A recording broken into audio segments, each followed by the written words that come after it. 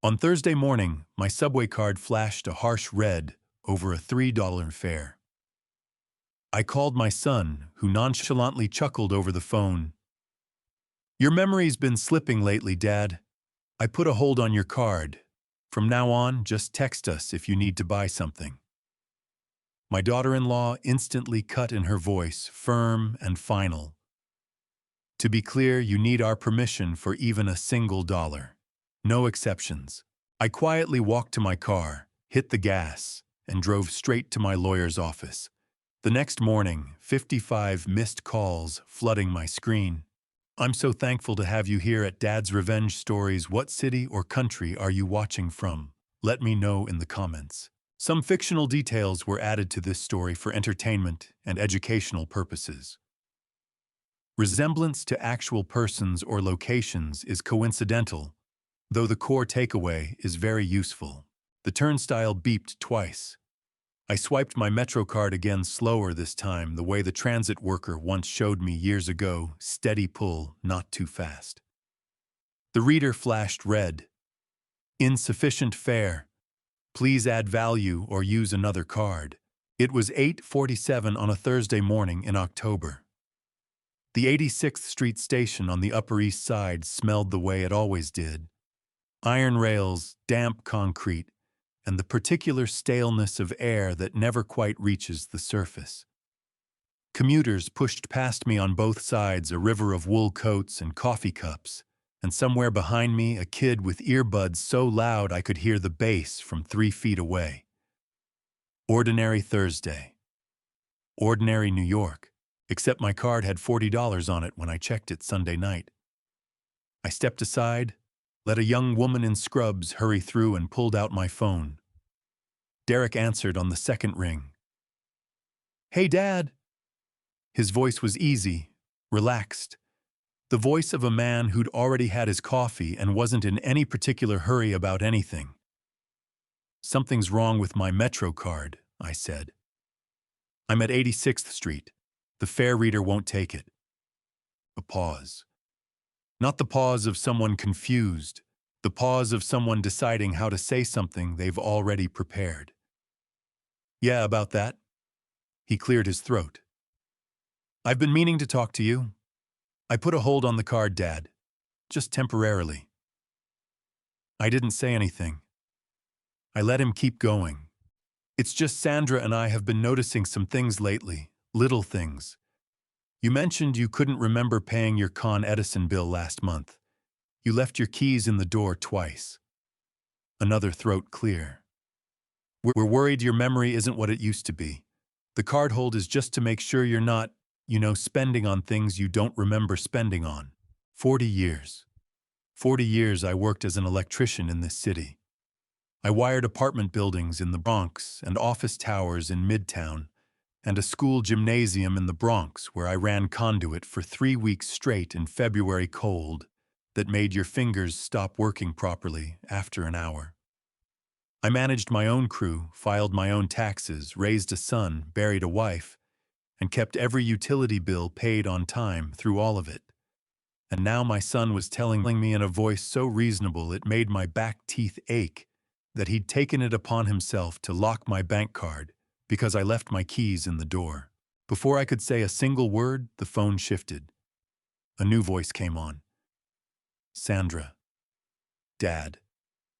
She said it the way you'd say it to a child you were losing patience with. "If you need to buy something, anything at all, just text Derek first and we'll approve it. It's really not a big deal. We just want to make sure you're taken care of." The line went quiet. She'd said her piece. The conversation, as far as she was concerned, was finished. I looked up at the tile ceiling of the 86th Street station. A woman's voice on the intercom announced a downtown 4 train in 3 minutes.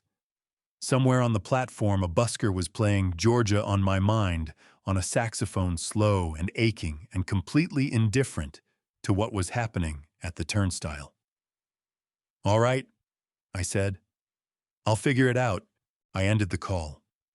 Didn't slam it, didn't raise my voice, didn't give either of them a single syllable they could later describe as agitated or confused or unstable. I just ended it. put the phone in my coat pocket, and opened my wallet. Margaret had told me on our wedding night, not exactly the most romantic advice a new bride ever gave, but that was Margaret: always keep a 20 tucked behind your license. Not for emergencies. For the moments when someone tries to make you feel like you have nothing. She'd grown up in a family where that lesson meant something. I'd married into it. And in 41 years together, I'd kept that 20 in the same spot in every wallet I'd ever owned. I pulled it out. Now walked to the MetroCard machine, fed it in, and added fare to a backup card I'd kept in my breast pocket for the last 6 months. 6 months. That's how long I'd known something was wrong. Not suspected known. The way you know when a wire's been cut somewhere inside a wall you can't open yet. The circuit's dead, the breaker's fine, the outlet's new, and everything looks perfectly normal right up until it doesn't. It started in April with a phone call. Derek casual asking what I thought the apartment might be worth these days. A week later, another call hypothetically speaking what did updating a will usually involve. Then a visit in May, Sandra asking sweetly if she could use my laptop to check her email because her phone was acting up. She'd sat in my kitchen for 2 hours. I hadn't thought much of any of it individually. Individually, none of it meant anything. But I was an electrician for 40 years. I know what a wiring diagram looks like. I know how to read a pattern. So in late April, I'd started writing things down. A small notebook, black cover college ruled that I kept in the left drawer of my nightstand. Dates, times, exact words when I could remember them. Every question Derek asked about my finances. Every time Sandra mentioned my memory. Every login notification from my bank account that I didn't recognize. By October, that notebook had 63 entries. The downtown 4 train arrived with a rush of warm underground air. I got on, found a seat near the door, and held my coffee bought with cash from the corner bodega on 85th, $2.50 real price of a real cup, and watched the tunnel walls blur past the windows. I wasn't going to Derek's apartment anymore. Not today. I was going to Carol Briggs's office, and I was bringing the briefcase I'd packed 3 days ago, because some part of me had known this morning was coming. I just hadn't known it would start with a MetroCard. Carol Briggs had been practicing law in Midtown Manhattan for 25 years, and her office looked exactly like it. Bookshelves floor to ceiling on 2 walls, the spines cracked and color faded from actual use. A coffee maker in the corner that ran all day and produced something closer to motor oil than anything you'd find at a cafe. Case files stacked in a system that looked like chaos and apparently worked perfectly because Carol could pull any document she needed in under 30 seconds without looking. I'd tested that once, years ago, when she handled Margaret's estate. She'd retrieved a 17-page trust amendment while carrying on a conversation without breaking stride. She looked up when I walked in. Walter. Not a question. She'd been expecting me, though I hadn't called ahead. Some people just read the weather right. I set my briefcase on her desk, brown leather worn at both corners, the same one I'd carried to job sites for 20 years before Margaret bought me a new one, and I kept using the old one anyway because it felt like the right weight in my hand. Carol looked at it, then looked at me, then pushed her coffee mug aside and folded her hands on the desk. "Tell me," she said. So I did. The MetroCard. Derek's voice already prepared, already practiced. Sandra picking up the phone like a relay runner, taking a baton, smooth rehearsed, no gap between them. The message delivered in stereo: "You need permission now, old man." Carol didn't interrupt once. She had a yellow legal pad in front of her, but she didn't write anything down while I talked. She just listened the way good lawyers listen, not for what you're saying, but for what's underneath it. When I finished, I opened the briefcase. "I didn't come here with just a story," I said. What I laid on Carol's desk that morning wasn't something I'd thrown together after the MetroCard. I'd been building it since late April, 6 months of careful, systematic documentation, organized into 4 manila folders, each one labeled in my own handwriting. Bank statements printed and sorted by date with unusual login notifications highlighted in yellow. Screenshots of text messages from Derek, each one innocent on its own. "Hey Dad, just curious, what do you think the apartment's worth these days?" But arranged in chronological order, forming something that looked a lot less like small talk. A log of every conversation I'd noted in my black notebook, typed up and dated. And in the last folder, property records and LLC registration documents that Carol reached for first, her reading glasses coming off her nose as she leaned in closer. "What is this?" she said. That, I said, is the building Derek and Sandra live in. Carol looked up. "Stiwazi, I own it," I said. "Have since 2015. I set up a limited liability company, an LLC, which is a legal structure that lets you hold property separately from your personal assets. Keeps it protected, keeps it clean. I purchased the house through that LLC, and I've been leasing it to Derek for $1 a month. He never asked why the rent was so low. Never questioned how he qualified for a house that size on his income. He just moved in, painted the walls, and started acting like it was his." Carol set the document down slowly. "Does he know the LLC exists?" "He knows I own some rental properties. He doesn't know which ones." She picked up my bank statement folder next, flipping through pages with the steady efficiency of someone who'd reviewed thousands of financial documents and knew exactly what she was looking for. She paused at the login history section, a printout from my bank's security portal showing access timestamps and device information. "These notations," she said, tapping one page. "These aren't your devices." "No. My phone, my laptop, I know their signatures. Those 3 entries came from something else. I flagged them when they first appeared in August." Carol set the folder down and looked at me directly. "Walter, how long have you actually been watching this?" "April," I said.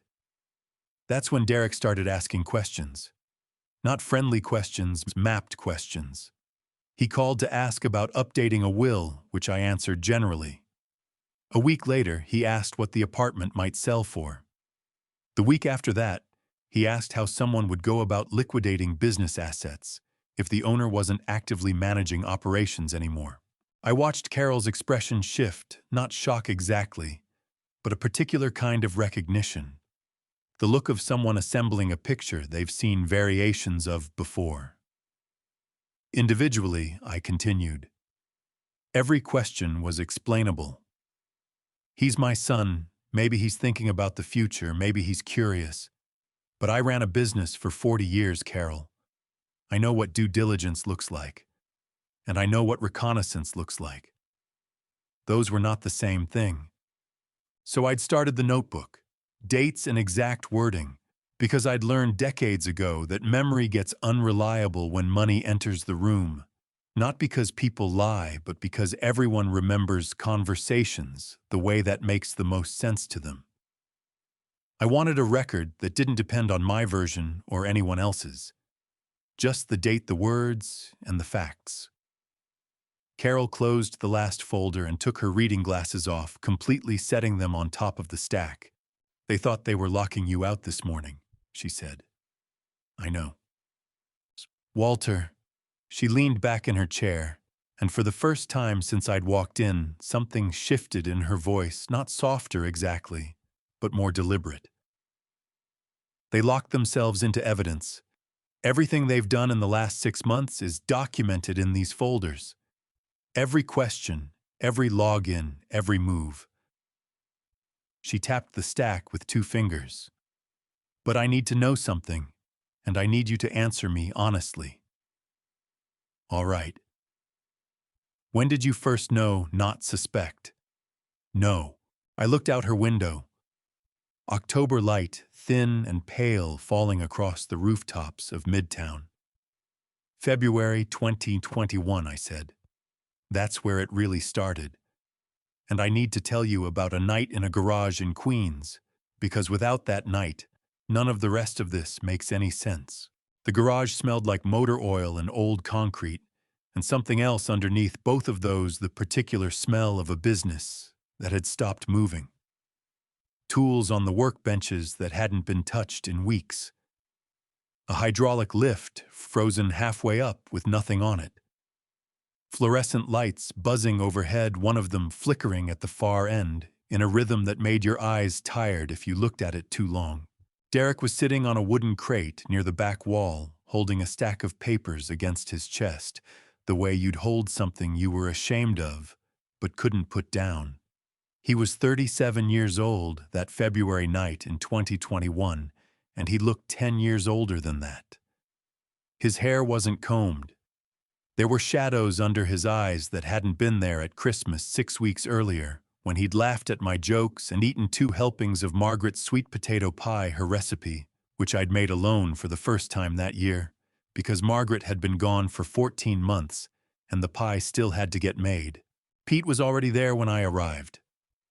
My younger brother, 62 at the time, built like a man who'd spent 4 decades doing ironwork and hadn't quit yet, was crouched over a folding table with Derek's financial records spread out in front of him. Pete had that quality some people have of making you feel calmer just by being in the room. He looked up when I walked in, and the expression on his face told me everything I needed to know before Derek said a single word. "How bad?" I asked. Pete straightened up and handed me a sheet of paper. A summary he'd written out by hand, because Pete has always believed that if a situation is serious enough, it deserves to be written in ink and read with both eyes. The number at the bottom was $178,000. Derek's auto repair shop owed $43,000 to parts suppliers who'd stopped extending credit 2 months ago. The IRS had assessed $38,000 in back payroll taxes from 2019 and 2020, with penalties accumulating every month he didn't address it. A business line of credit at the bank had been maxed, and the bank was threatening to call the loan, meaning demand full repayment immediately, which would trigger a cascade Derek couldn't survive. The remaining balance was scattered across smaller debts, insurance, equipment leases, a contractor he'd hired for a renovation he couldn't finish paying for. $178,000. I didn't ask how it happened. I knew Derek well enough to know that asking how would take the rest of the night and produce nothing useful. Derek had always run close to the edge, talented with his hands, not gifted with the paperwork side of running a business. I'd tried to teach him. Some lessons don't take no matter how many times you offer them. "What needs to be paid first?" I said. "And when?" Derek looked up from the crate. His eyes were red, not from crying, from not sleeping, from staring at numbers that wouldn't change no matter how long he looked at them.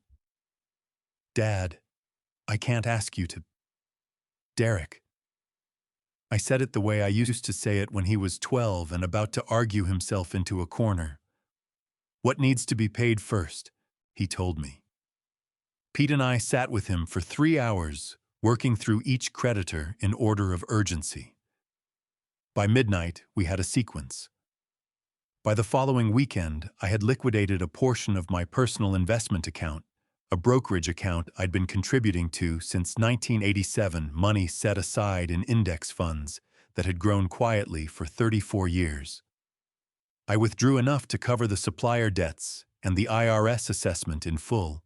For the bank loan, I did something I hadn't done since I was 29 years old, and borrowing against nothing to buy my first set of professional tools.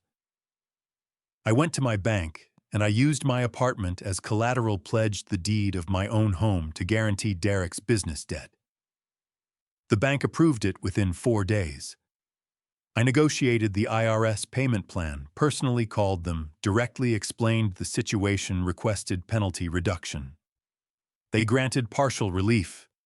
I documented every call, every agreement, every payment confirmation in a folder I labeled simply February 2021. 6 weeks after that night in the garage, Derek's shop was clear. He never paid back a single dollar. I never asked him to. That was my choice, made deliberately, not because I was naive about money, but because I understood something about fathers and sons that has nothing to do with accounting. You don't save your child and then hand him an invoice. Sandra never knew about that night.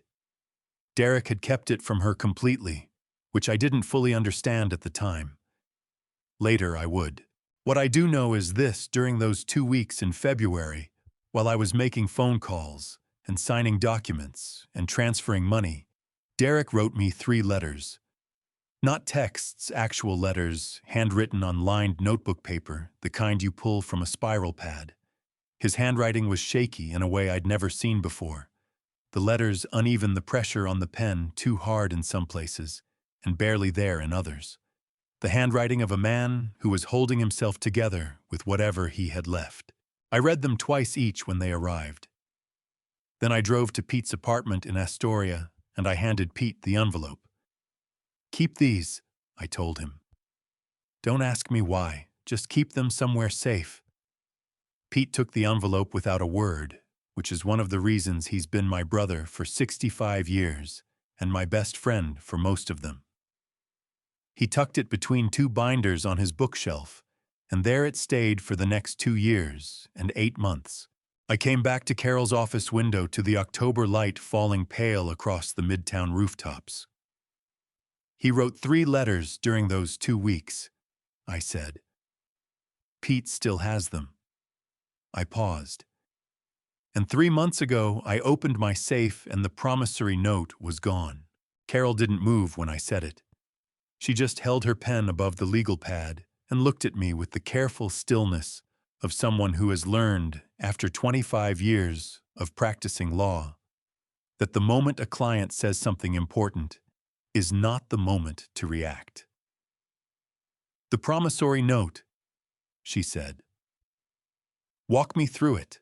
A promissory note is a legal document, a written promise to repay a specific amount of money signed by the borrower, dated and kept by the lender as proof the debt exists. When I lent Derek $178,000 in February 2021, I had him sign one. Not because I planned to sue my own son, but because 40 years of working with contracts had taught me that handshakes are for people who never have to prove anything. I kept that note in my safe, a fireproof steel box bolted to the floor inside my bedroom closet, the kind that requires both a combination and a key. 3 months ago on a Tuesday night in July, I opened that safe to retrieve my passport for a trip I was planning. The note was gone. In its place was a single sheet of white printer paper, blank on both sides, folded into thirds. Someone had swapped it out. "Who has access to your safe?" Carol asked. Theoretically, no one. Practically, Sandra was alone in my apartment for 2 hours in June. She asked to use my laptop while I ran to the hardware store. Said her phone was dead and she needed to check something for work. I felt my jaw tighten at the memory. I was gone an hour and 40 minutes. I came back and she was sitting exactly where I'd left her laptop closed. Very pleasant, asked me if I'd found what I needed at the store. Carol wrote something on her legal pad. "Did you notice anything unusual when you came back?" Nothing I registered at the time. But when I found the blank paper in July, I started replaying that afternoon. My bedroom door. I keep it open when I'm home alone, habit from living with Margaret for 40 years. She didn't like closed doors inside the house. That afternoon, when I came back from the hardware store, my bedroom door was closed. Carol set her pen down. "You're certain?" I spent 40 years noticing things other people miss. A wire 2 millimeters off from where it should be. A junction box installed at the wrong angle. My bedroom door closed when it should have been open. I looked at her steadily. "I'm certain." She nodded, then pulled my bank statement folder back toward her and opened it to the section I'd tabbed with a red sticker, the login history printout from my online banking security portal. Banks maintain detailed records of every device that accesses an account. The device type, its unique identifier, the IP address it connected from, and the exact timestamp. Any device that hasn't been previously authorized shows up flagged. 3 entries, Carol said, reading. The August 4th, the August 19th, and September 7th. None of those are my phone or my laptop. I know their signatures, I checked. Carol looked up. What were they accessing? Account balances? Transaction history? The wire transfer function? I paused. They didn't complete any transfers on those dates, but they were learning the layout, testing what was there. Carol tapped the page twice with her finger, a quick controlled motion that I'd come to recognize as the thing she did when something confirmed what she'd already been thinking. Then she picked up her desk phone and dialed a number from memory. It rang twice. Frank, she said. It's Carol Briggs. I need 20 minutes with you this week. I have a client situation that involves your branch. A pause. Yes. Walter Greer. Another pause, shorter. Tomorrow works, 8:30. She hung up and looked at me. Frank Delano, she said. He's been managing the Citibank branch on 72nd Street for 18 years. I've worked with him on 2 previous cases involving unauthorized account access. He's meticulous, and he takes this seriously. She folded her hands on the desk. But before we get to the bank, I need you to check something tonight. Log into your online banking account and go into the security settings, specifically the account recovery section. Look for any email addresses listed under backup recovery options that you didn't put there yourself. I did it that evening, sitting at my kitchen table with a cup of coffee that went cold before I remembered to drink it. The security settings loaded. Under account recovery, 2 email addresses. The first was mine, the address I'd used for 20 years, the one Margaret used to send me grocery lists from. The second was an address I had never seen before in my life, a Gmail account with a string of random letters and numbers added on June 14th. The same week Sandra came to use my laptop. A backup recovery email is the key to an entire online banking account. Whoever controls that email address can request a password. Reset, receive the reset link, create a new password, and lock the original owner out completely, all without ever knowing the original password. Sandra hadn't hacked my account the afternoon she sat in my kitchen. She'd done something more patient than that. She'd installed a back door and walked away, leaving it closed behind her, waiting for the right moment to use it. I called Carol from the kitchen table, my voice steadier than my hands felt. There's an email address in my recovery settings that isn't mine. Added June 14th. Carol was quiet for exactly 3 seconds. Screenshot it. Don't touch it. Don't remove it. We want it exactly where it is. Another pause. Walter, she wasn't checking her work email that afternoon. She was building a back door into everything you own. I looked across the kitchen at the chair Sandra had been sitting in 4 months ago, pleasant and unhurried, asking me if I'd found what I needed at the hardware store. I know, I said. And tomorrow I'm going to see Frank Delano. There are things you build for your children that you never expect to be turned against you. The house on Cloverton Street in Brooklyn had a red front door. I painted it myself in the spring of 2016, a Saturday morning in April, when the weather had finally turned and Derek had gone to pick up sandwiches and Sandra was supposedly running errands. I'd wanted to surprise them. I spent 4 hours on that door, 2 coats of Benjamin Moore Caliente, the red, that Margaret had loved on our first apartment, back in 1979. When Derek came back with the sandwiches and saw it, he laughed and hugged me in the driveway, and for a few minutes everything felt the way it was supposed to feel between a father and a son. I thought about that morning as I walked down Cloverton Street in November, hands in my coat pockets, breath coming out in small white clouds.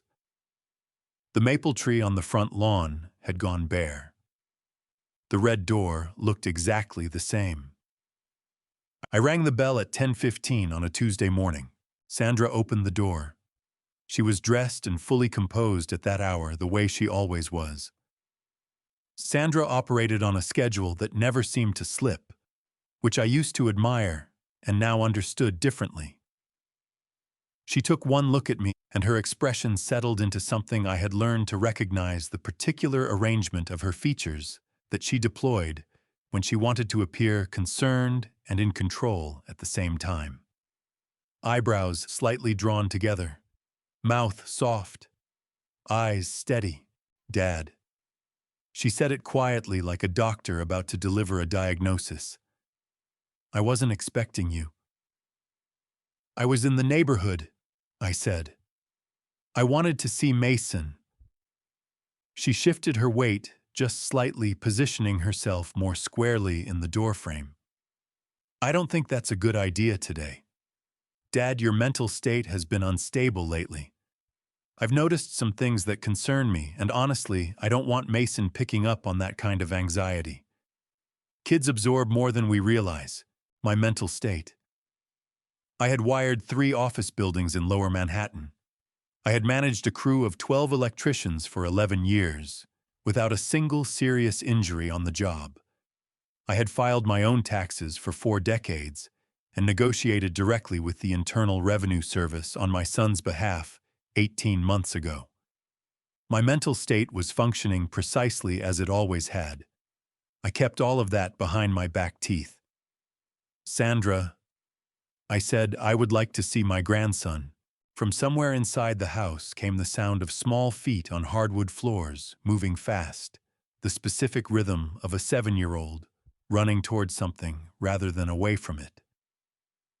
Then Mason appeared from around the corner of the hallway in his socks, eyes wide and already bright. "Grandpa." He said it like an announcement, like the best news of the morning. He was 3 steps into the entryway when Sandra moved. She stepped back, reached out, and took Mason by the shoulder, turning him back toward the hallway in one smooth motion. Not rough. Practiced. The way you redirect a child when you've done it enough times that it no longer requires thought. "Mason, go back to your room, baby.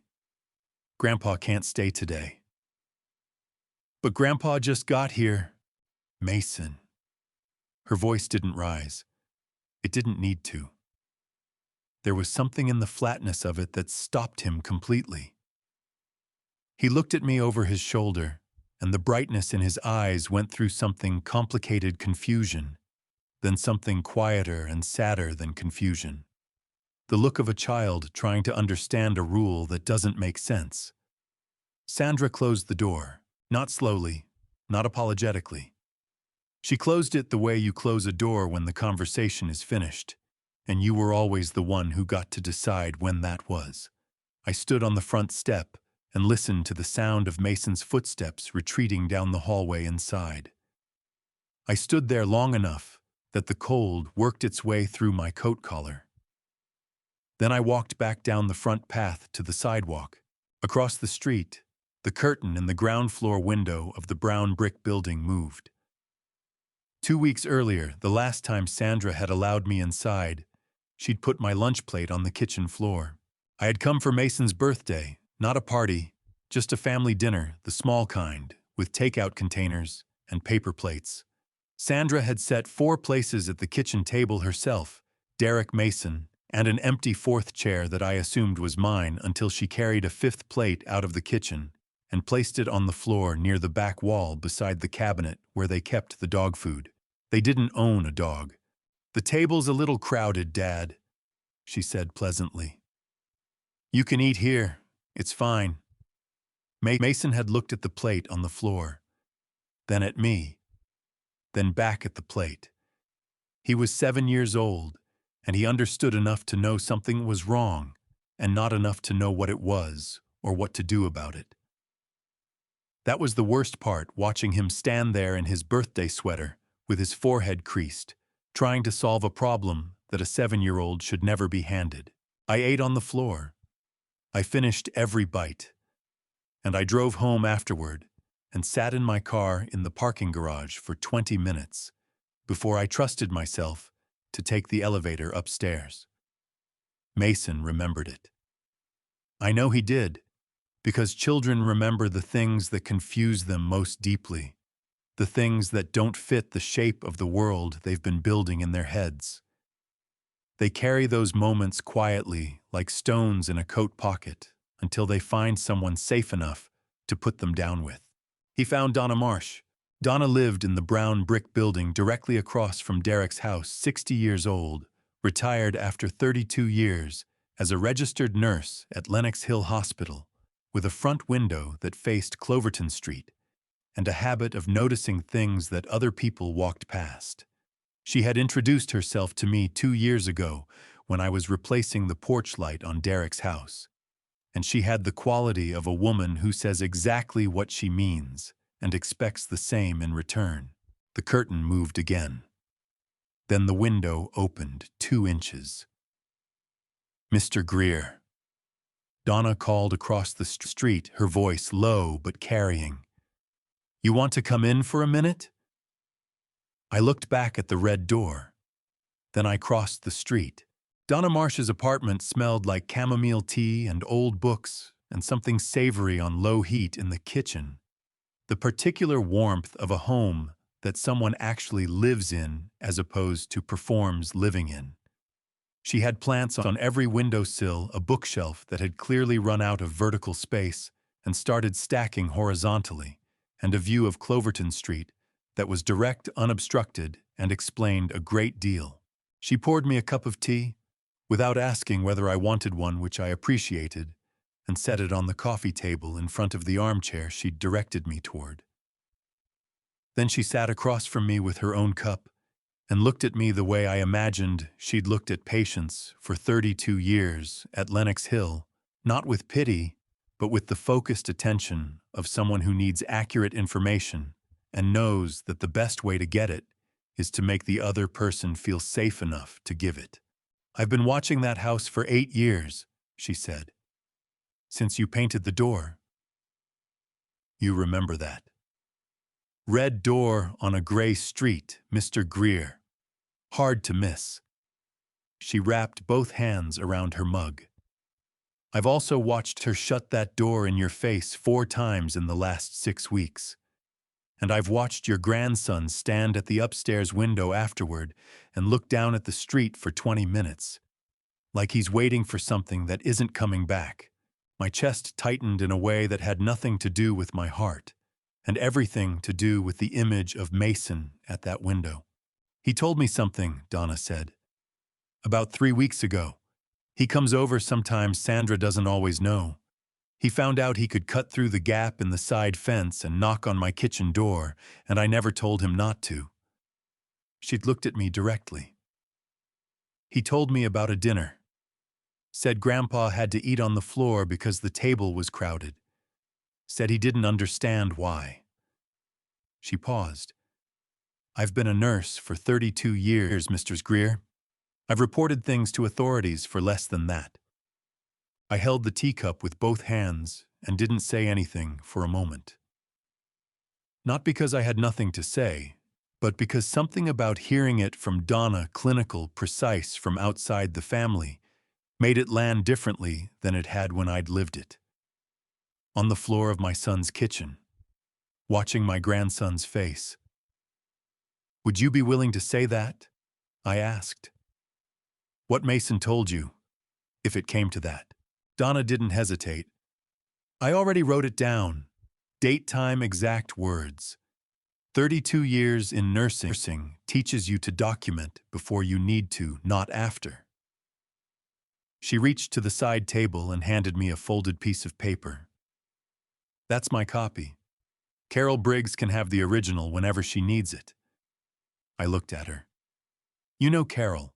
I called her the day after Mason knocked on my kitchen door." The corner of her mouth lifted slightly. "I told you. I've been watching that house for 8 years.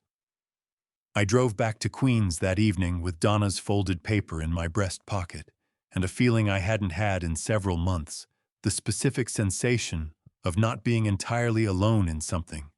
Pete called at 9:14 that night. I was at my kitchen table with the black notebook open in front of me, adding that day's entries, Sandra at the door, Mason's face. Donna's statement when my phone buzzed and Pete's name came up on the screen. I answered on the second ring. Walt. His voice was careful, the voice he used when he was worried, but didn't want to lead with it. You doing okay? I'm fine, Pete. What's going on? A pause.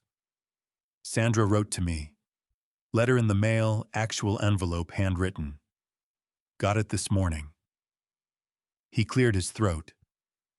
She says you've been wandering the neighborhood at night, talking to yourself. Forgot to turn the stove off twice last month. She says she's worried and she thought the family should know. I set my pen down on the notebook. She wrote it real nice, Pete continued, and I could hear the discomfort in his voice, the particular discomfort of a man who has received information that contradicts everything he knows, but is written convincingly enough to create doubt. Said she wasn't trying to cause trouble, just wanted to keep the family informed. Said you'd probably be upset if you knew she'd reached out, which is why she was going around you. I let the silence stretch for exactly 3 seconds. Pete, when is the last time you actually saw me wander anywhere? The pause on his end was longer than mine had been. Never. When is the last time I forgot something important, missed an appointment, got confused about a date, lost track of where I was? Walt, I'm not saying I believe it. I'm telling you what she wrote. I know you are. I picked up my pen again. Pete, I need you to do something for me. Don't respond to Sandra's letter. Don't call her. Don't write back. Don't tell her you talked to me tonight. Can you do that? Of course, but Walt, what's actually going on? Something I've been handling for 6 months. I'll explain everything when the time is right. But right now, I need you to sit tight and keep that envelope she sent you. Don't throw it away. Already in a drawer, he said. I wasn't going to throw it away. That was Pete. 65 years old, hands like a man who'd spent his whole life working with them, and an instinct for which things needed saving that I'd relied on since we were boys sharing a bedroom in the Bronx. There's something else, I said. The envelope I gave you 3 years ago. The one from February 2021. Pete went quiet for a moment. Still on the shelf. Between the union binders right where you put it. Keep it close, I said. And Pete, I'm going to need Ruth. I called my older sister after I hung up with Pete. Ruth Greer, 72 years old, retired after 38 years, teaching 8th grade English in the New York City public school system. A woman who had spent 4 decades making 13-year-olds understand that words had weight, and who applied the same standard to everything she read and heard. She had received a letter from Sandra, too. Identical talking points. Different handwriting pressure, same manufactured sorrow running underneath every line. I almost called Derek. Ruth said, her voice tight with something between anger and relief. I was going to call him this weekend and ask what we could do. I'm glad you didn't, I said. Ruth, I need you to trust me for a few more weeks. She exhaled slowly. How few? Less than a month. 2 days later, Tommy Rhea sent me a screenshot at 6:47 in the morning with 3 words. You need to see this. The screenshot came through at 6:47 in the morning, while I was still in my bathrobe standing at the kitchen counter waiting for the coffee to finish.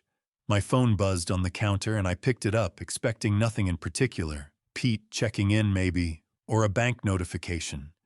And instead, I was looking at a photograph of my living room that made the hair on the back of my neck rise. The picture showed a room in obvious disarray. Newspapers stacked unevenly on the coffee table. A cardigan draped over the back of the couch in a way that looked like it had been dropped there and forgotten.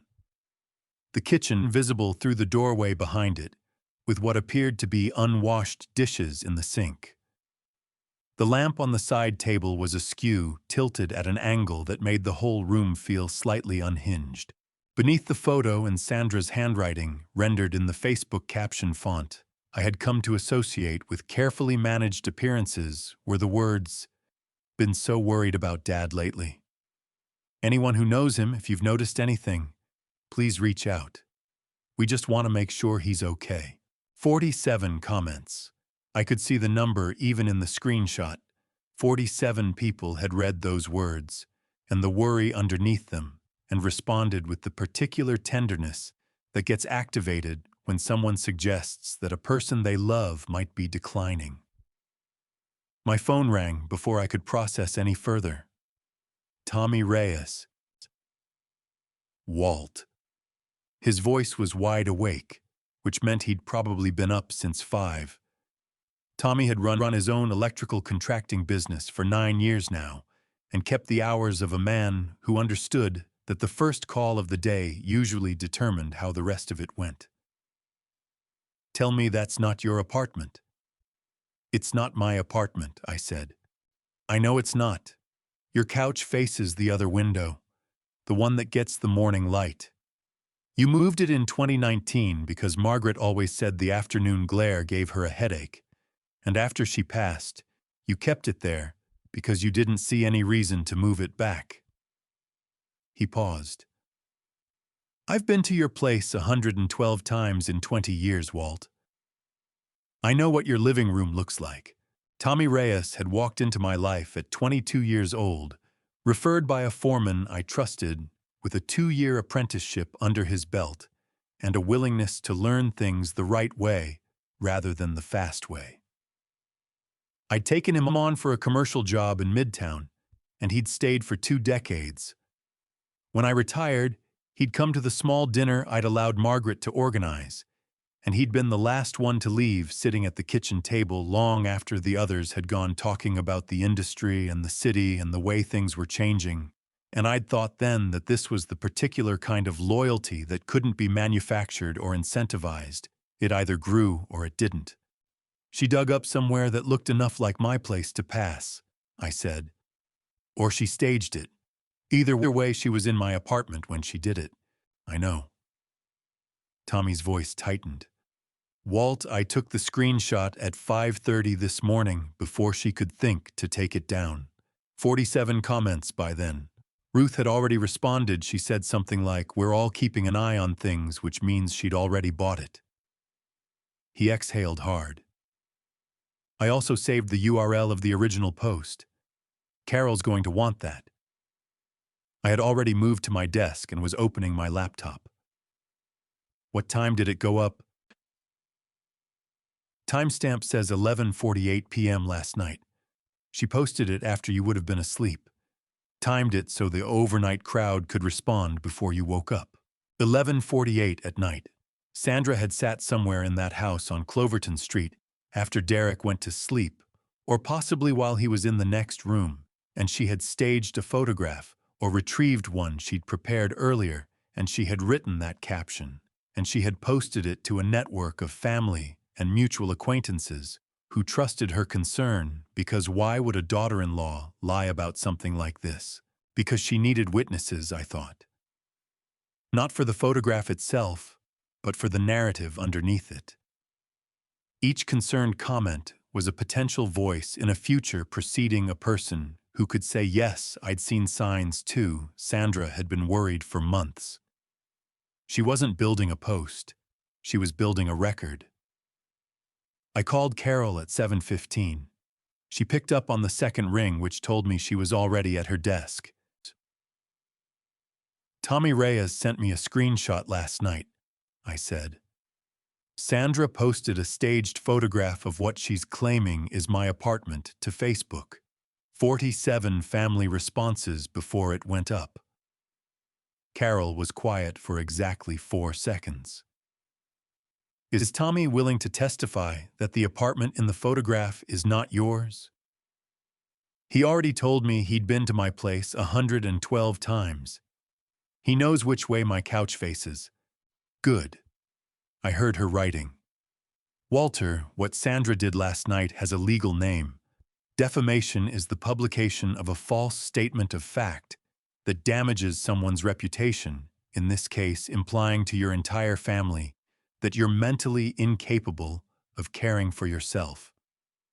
Intentional infliction of emotional distress covers deliberate acts designed to cause severe psychological harm. Both are actionable under New York civil law. She paused.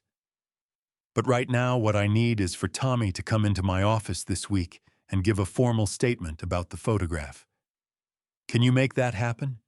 I'll call him back in 10 minutes. One more thing, Carol said. Save every comment on that post. Screenshot each one individually if you have to. Those 47 people just became documented witnesses to Sandra's narrative, and we're going to need to demonstrate exactly how that narrative was constructed and distributed. I spent the next 40 minutes at my kitchen table with my laptop and my phone screenshotting every comment, saving every timestamp, building a folder that hadn't existed 2 hours ago. Outside my window, Queens was waking up a garbage truck. On the next block, someone's radio through a cracked window.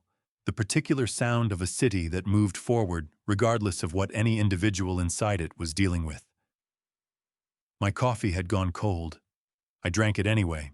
That same afternoon, Carol called back. Her voice carried a different edge than it had that morning, controlled, but with something moving underneath the control. Walter, I heard from Dr. Holloway. He called my office an hour ago. She paused. Sandra contacted his office yesterday and asked him to prescribe your medication for anxiety and disorientation. She told his receptionist you'd been experiencing episodes and that the family was very concerned. I gripped the phone until I felt my knuckles pull tight. Dr. Holloway recorded the call, Carol said. And he didn't prescribe anything. But Walter, that recording is now evidence of something considerably more serious than a Facebook post. Dr. James Holloway had been my family physician for 19 years, which meant he had seen me through Margaret's illness, through my own retirement, physical through the string of minor injuries that accumulate when you spend 4 decades doing electrical work with your hands. He knew my resting blood pressure, my cholesterol numbers, the particular way my left knee complained in cold weather.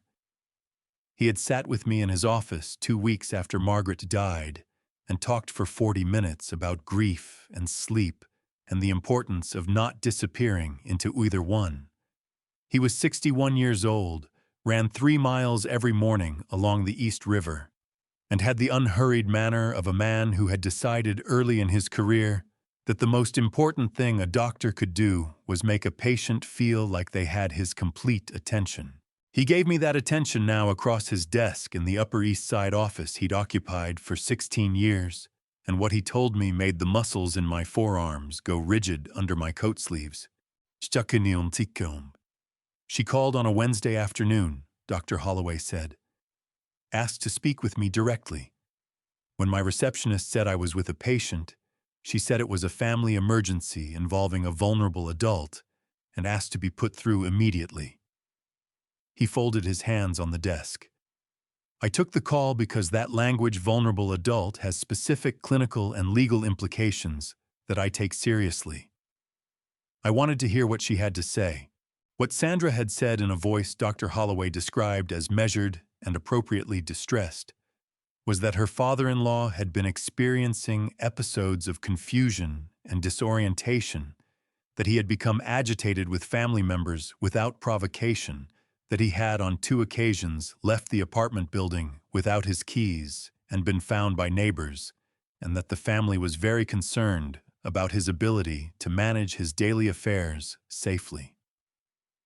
She had asked on behalf of the family whether Dr. Holloway could prescribe a mild anxiolytic and anti-anxiety medication to help stabilize his mood and reduce what she called his episodes of irrational suspicion. I want to be precise about what she was asking, Dr. Holloway said, looking at me directly. An anxiolytic prescribed for behavioral symptoms in an elderly patient, without a formal evaluation based solely on a family member's account, would have appeared in your medical records as documented treatment for anxiety and behavioral dysregulation. That documentation could then be submitted to a court in support of a guardianship petition. A guardianship petition is a legal filing in which a person asks a court to declare someone else mentally incapable of managing their own affairs and to appoint a guardian, often a family member, to make financial and personal decisions on their behalf. In New York State, the process is governed by Article 81 of the Mental Hygiene Law. If a court grants the petition, the person subject to it loses the legal right to control their own money, their own property, and in some cases, their own living situation. The petitioner must provide evidence of incapacity, which can include medical records showing a history of treatment for cognitive or behavioral issues. Sandra had been trying to create that evidence in my own doctor's office, using my own medical records. "I didn't prescribe anything," Dr. Holloway said.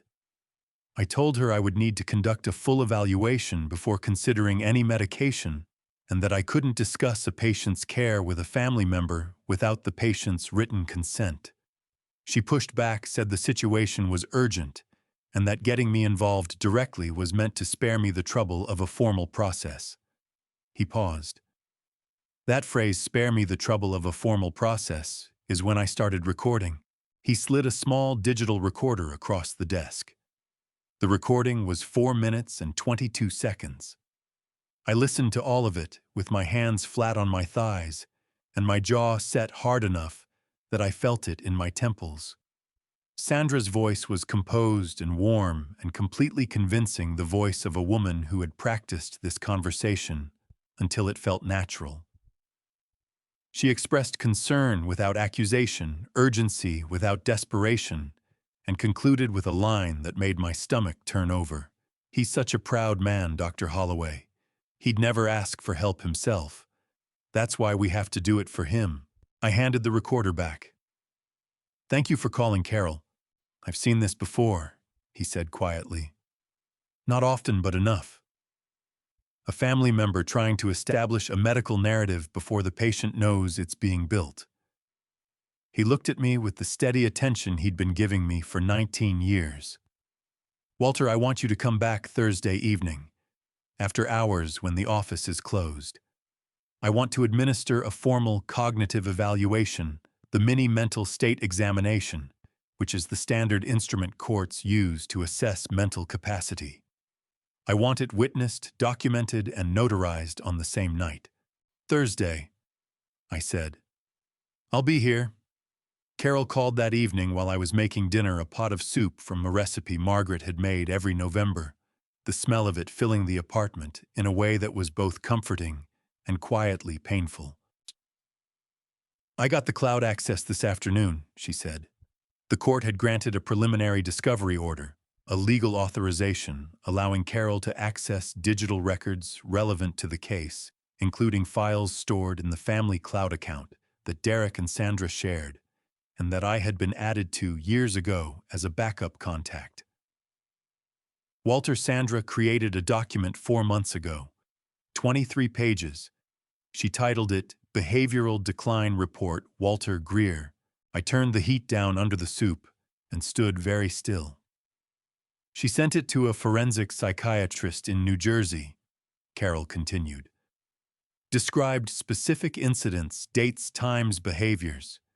Your supposed wandering. Conversations where you became confused about financial matters. An incident at Mason's school pickup where she claims you didn't recognize the teacher." She paused. "None of these incidents appear in your notebook because they didn't happen." "She invented them," I said. "She constructed them. There's a difference legally." Carol's voice was precise and controlled, and underneath the control there was something cold and focused, the tone of a person who has moved past surprise into strategy. Walter, a forced guardianship petition filed with fabricated medical documentation and a false behavioral history, is fraud upon the court. It is a felony in New York State. She paused. Thursday with Dr. Holloway. Don't be late. I stood at my stove with the soup going and the recorder's 4 minutes and 22 seconds, still running somewhere in the back of my head. And I thought about the word proud in Sandra's voice, the way she'd used it like a key designed to fit a specific lock. He's such a proud man. He'd never ask for help himself. She wasn't wrong about the first part. Frank Delano had the kind of face that made you feel like your money was safe. Not in the slick, reassuring way of someone trained to project confidence. Frank was 61 years old, heavy-set with reading glasses. He was always either putting on or taking off, and a handshake that felt like a man who had spent 18 years making decisions that actually mattered. He'd managed the Citibank branch on 72nd Street since 2005, which meant he'd navigated 2 financial crises, a pandemic, and more family disputes over account access than he cared to count. Carol had worked with him on 2 previous cases and told me before I walked in that if Frank Delano told me something could be done, it could be done, and if he told me it couldn't, I should believe him. I walked into his branch on a Thursday morning in early October and asked the receptionist for a private meeting. Frank came out personally, which Carol had arranged, and led me to a conference room with frosted glass walls and a table just big enough for 4 people. He closed the door, sat down, and looked at me with the focused attention of a man who had already read the situation summary Carol had sent over.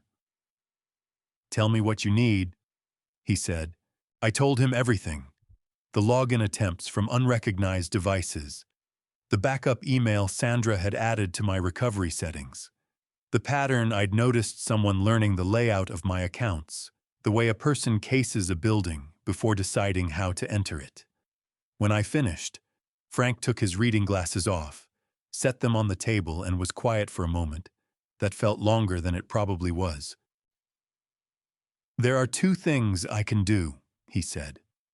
"The first is biometric verification on all transactions above a threshold you set. Biometric verification means that any transfer, withdrawal, or account change above that amount requires your physical fingerprint scanned at a branch terminal in person on the same day as the transaction. It cannot be completed remotely. It cannot be bypassed with a password or a recovery email." He looked at me steadily. "If someone tries to move money above that threshold without your fingerprint, the transaction doesn't just fail, it flags immediately and generates a report. Set the threshold at $5,000, I said. Frank nodded and made a note. "The second thing is more involved, and it requires coordination with the fraud investigation unit, and depending on how things develop, potentially with law enforcement." He leaned forward slightly. "We can establish what's sometimes called a monitored account, a secondary account that appears accessible from the outside, but is actually a controlled environment. Any attempt to transfer funds into or out of that account triggers an automatic forensic capture. Device identification, IP address, GPS coordinates, if the device allows it, and a timestamp accurate to the second." He paused. "If someone tries to use your credentials to move money into that account, we capture everything about them in the moment they do it." "A trap," I said. "A documented forensic event," Frank said. "Which is a trap, yes." We spent the next 40 minutes on the paperwork.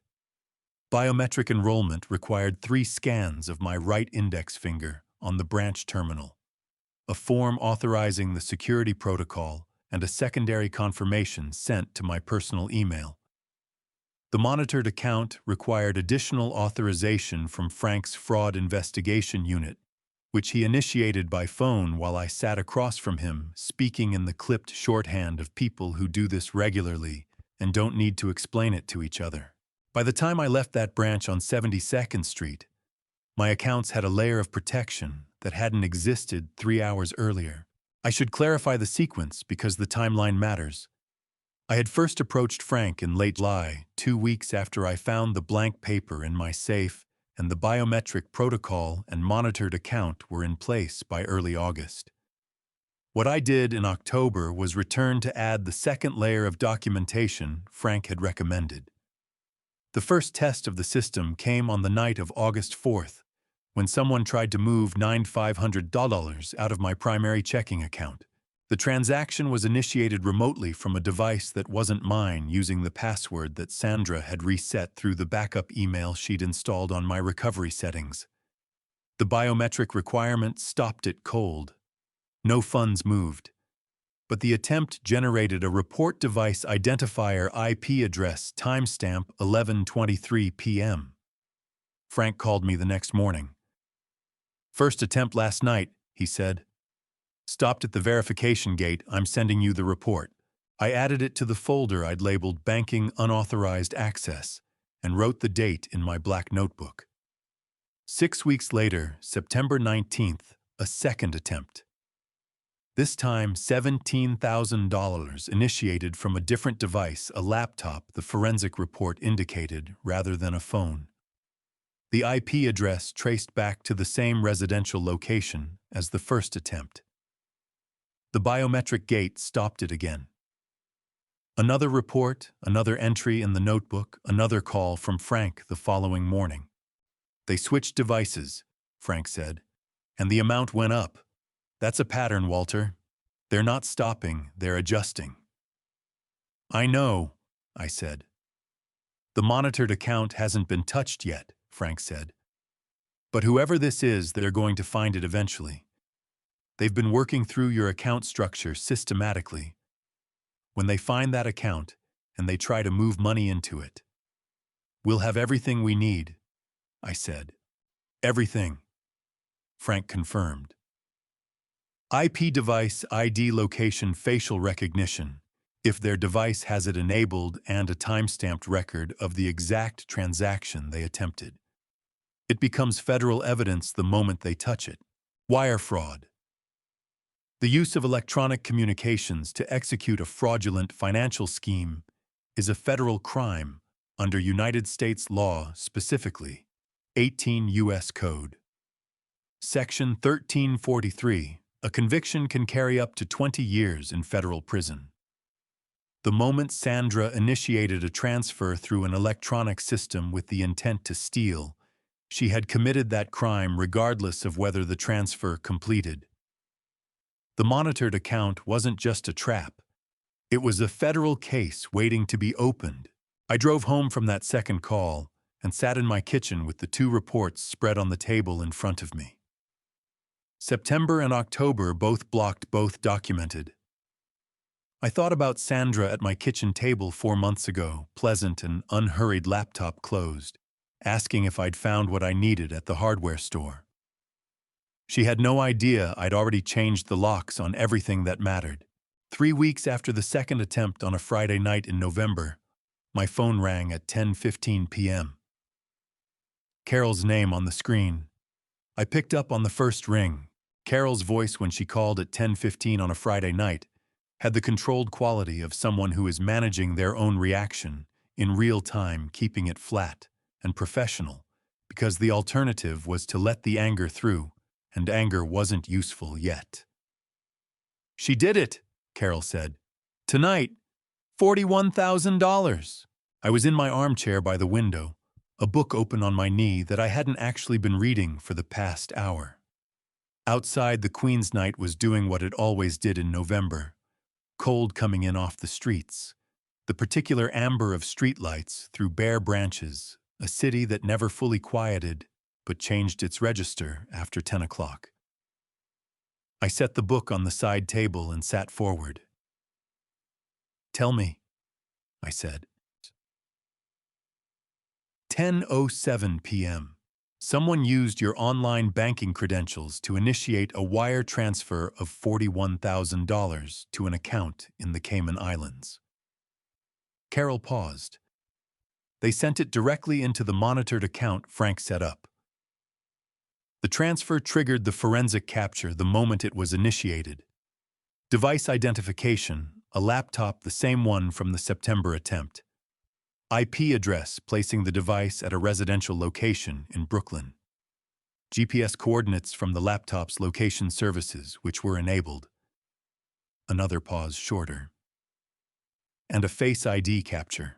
Face ID is the facial recognition system built into certain laptops and smartphones.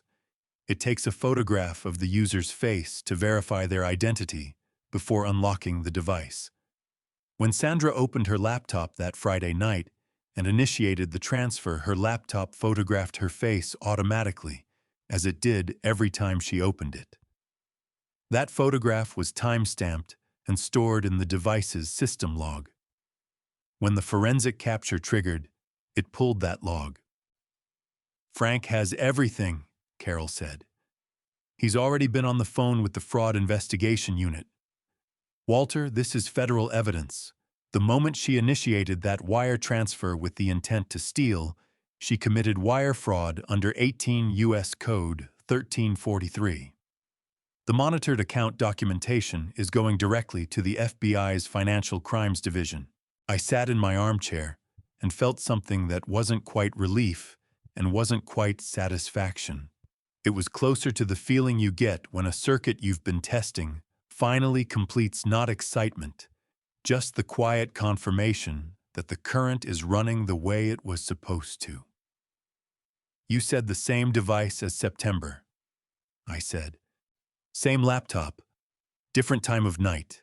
September was mid-afternoon, tonight was after 10, and the amount increased again. 8,000 in August, 17 in September, 41 tonight." Carol's voice tightened slightly. That's not random variation. That's a progression. She's been testing the system's tolerance each time, increasing the amount as her confidence grew. "Except she was never testing the real system," I said. "She was testing the trap." Carol let that land for a moment. "Get some sleep, Walter. Tomorrow is going to be a long day. I'll have Frank's full report by morning." I didn't sleep immediately. I sat in the armchair for another 20 minutes looking out at the Queens streetlights. And I thought about a Tuesday afternoon 3 weeks earlier in the Whole Foods on Columbus Avenue on the Upper West Side. Sandra had called me that morning pleasantly and asked if I wanted to come over and spend some time with Mason. She'd suggested meeting at the store first. She needed to pick up a few things for dinner, and Mason had been asking about me. I should have recognized the setup and the timing of her warmth, the specific pleasantness she deployed when she needed something to go a particular way. But Mason had been asking about me, and that was the part I heard. We met at the store entrance at 2 in the afternoon. Mason ran to me the way he always did, full speed, no hesitation. Like the distance between us was an obstacle he needed to eliminate as quickly as possible. I caught him, and he wrapped both arms around my neck and said right into my ear, "I missed you, Grandpa." 7 years old, and already understood that some things needed to be said directly. Sandra handed me her shopping basket. "I'll be right back. I forgot my card in the car. Can you watch him for a few minutes?" She was already walking toward the exit, unhurried, not looking back. I took the basket. Mason wanted to look at the cereal aisle, so we went to the cereal aisle. He was explaining to me with complete seriousness the relative merits of 2 different brands of granola when I heard the store's intercom crackle. "Security to the main entrance. Security to the main entrance." I didn't think anything of it. Stores call security for a dozen reasons. We stayed in the cereal aisle. 2 minutes later, a uniformed security guard appeared at the end of the aisle, followed by a police officer, a young woman in NYPD blue, who looked at me with the careful neutrality of someone who had been given information she hadn't yet verified. "Sir," she said, "I need you to come with me." Mason's hand found mine immediately. His fingers locked around 2 of my fingers with the grip of a child who has identified something threatening and responded the only way available to him. "Can you tell me what this is about?" I said. "We received a report," she said carefully. of a child being taken from the store entrance without parental consent. Filing a false police report is a crime under New York Penal Law, Section 240-50, a Class A misdemeanor carrying up to 1 year in jail. What Sandra had done standing outside a Whole Foods on Columbus Avenue was call the police and tell them her father-in-law had taken her son without permission. While I was in the cereal aisle helping her son evaluate granola, the officer asked me questions in the calm, methodical way that good officers ask questions when they're not sure what they're dealing with. Mason stood beside me the entire time, hand locked in mine, and when the officer gently asked him whether he knew who I was, he looked up at her with an expression of total bafflement and said, "That's my grandpa." We were looking at cereal. The store's security footage showed Sandra walking out of the main entrance, stopping 20 feet from the door, taking out her phone and making a call. It showed her standing in that same spot for the next 11 minutes, not moving toward the parking lot, not searching for anything in her bag, just standing and waiting. It did not show a woman who believed her child had been taken. The officer apologized to me before she left. I thanked her and meant it. She'd done her job correctly in an impossible situation. And that wasn't nothing. I found Sandra near the produce section when it was over examining avocados with the focused attention of someone who had been there the whole time. "Everything okay?" she asked without looking up. I looked at her for a long moment. Then I took Mason's hand and walked him to the checkout. I told Carol about the supermarket the next morning. She was quiet for 4 seconds, which I had come to understand was her version of an intake of breath. "The security footage," she said. "We need that footage." "I already called," I said. "They're holding it." The Thursday before Sandra's intervention, Dr. Holloway's office closed at 6. By 9:45 that evening, the waiting room was empty except for Carol and me. The overhead lights had been dimmed to half the receptionist's desk, dark. The magazine rack casting a long shadow across the linoleum.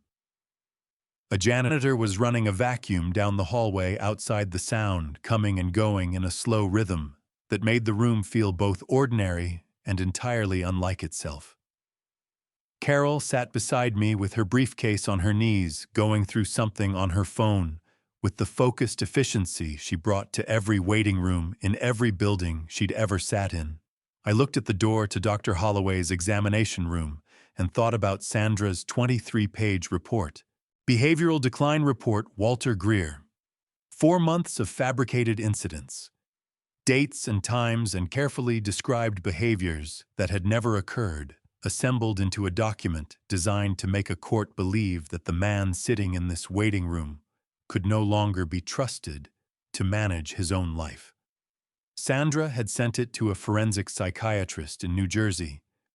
She had tried to get my own doctor to prescribe medication that would have appeared in my medical records as treatment for cognitive dysfunction. She had posted a staged photograph to a family social network and collected 47 expressions of concern. She had been building a case. Tonight we were building the rebuttal. Dr. Holloway opened his examination room door at 10 o'clock exactly. Behind him, seated in a chair near the window with a leather portfolio on his lap, was a notary public, a licensed official authorized by the state of New York to witness and authenticate legal documents, certify copies, and administer oaths.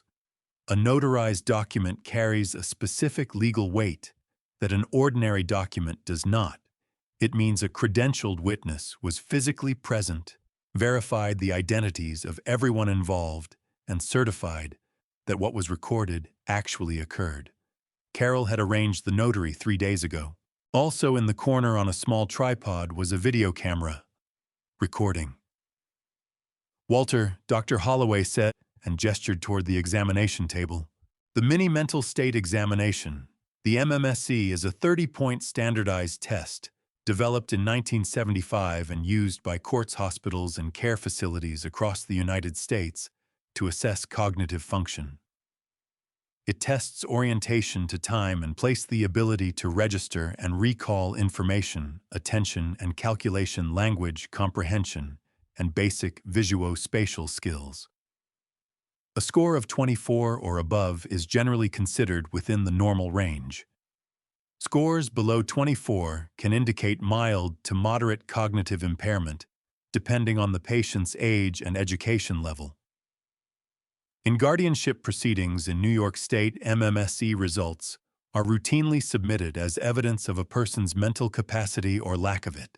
Sandra had built her entire strategy on the assumption that if she described me as cognitively impaired, for long enough to enough people, a court would eventually believe it. The MMSE was the instrument that courts actually used to verify that claim. She had never considered that I might take it first. "Let's begin," Dr. Holloway said, settling into the chair across from me with his clipboard. The video camera's small red light blinked steadily in the corner. "What year is it?" 2023. "What season?" "Fall." "What month?" "November." "What is today's date?" "The 17th." "What day of the week?" "Thursday." He moved through the orientation questions with the calm pace of a man who had administered this test hundreds of times, and I answered each one with the same steadiness I had brought to 4 decades of electrical work. Not rushed, not performing, just accurate. He named 3 objects and asked me to repeat them: apple, table, penny. I repeated them. He asked me to count backward from 100 by 7s: 93, 86, 79, 72, 65. He asked me to spell the word world backward: DLROW. He showed me a pencil and asked me what it was. He asked me to read a written instruction and follow it. He asked me to write a complete sentence. He asked me to copy a geometric design, 2 overlapping pentagons, onto a blank sheet of paper. Then 5 minutes after he'd named the 3 objects, he asked me to recall them: apple, table. The third one sat just at the edge of my recall, present, but not quite retrievable the way a name sometimes is when you're reaching for it in a room with too many people. I said apple and table, and then I said, "The third one is just outside my reach right now." "Take your time," Dr. Holloway said. I tried for another 10 seconds. "I can't pull it back." He made a note. "Penny," he said. "Penny," I repeated. And the moment he said it, I could feel how close it had been, not gone, just briefly unavailable. Which is not the same thing at all, but I understood why it counted. Dr. Holloway put his clipboard down and looked at his scoring sheet for a moment.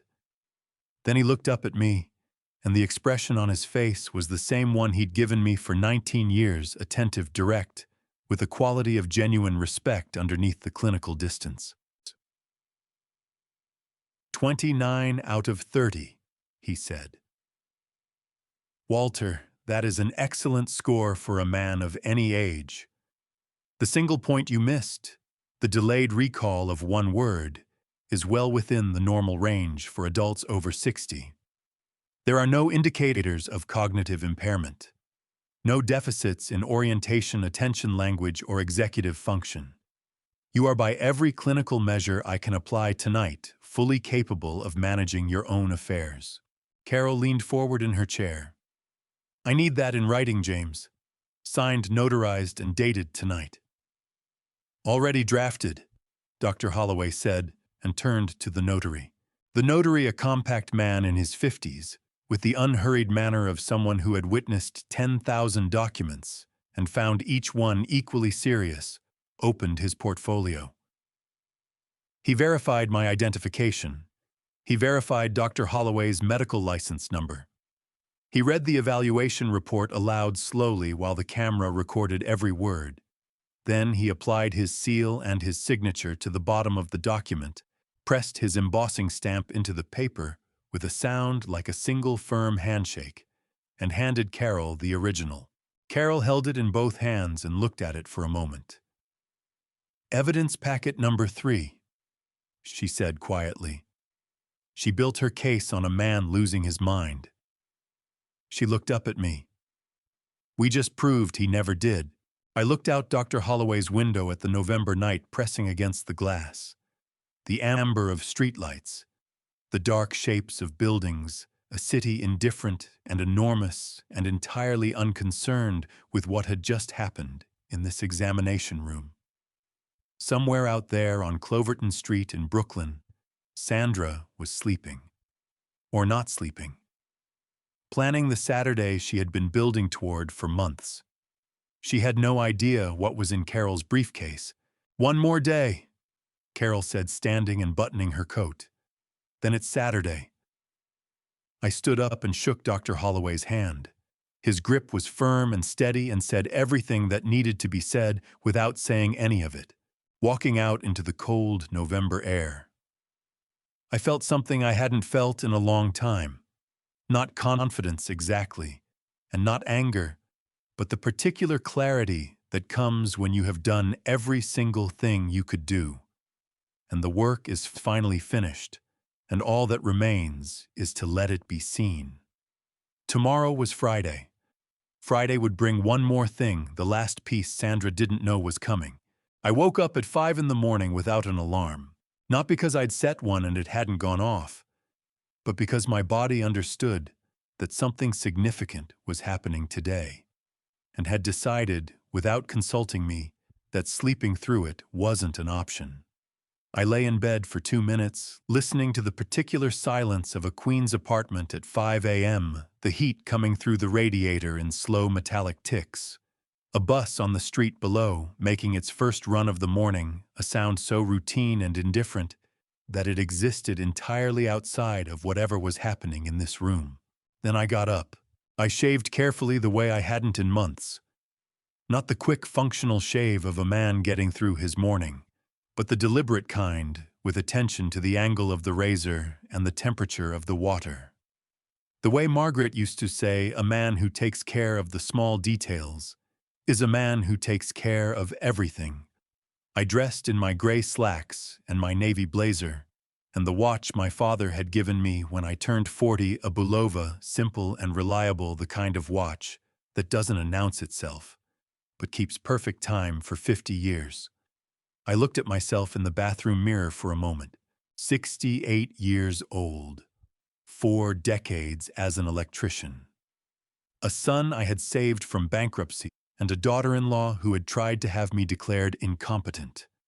A briefcase full of evidence and a lawyer who knew exactly what to do with it.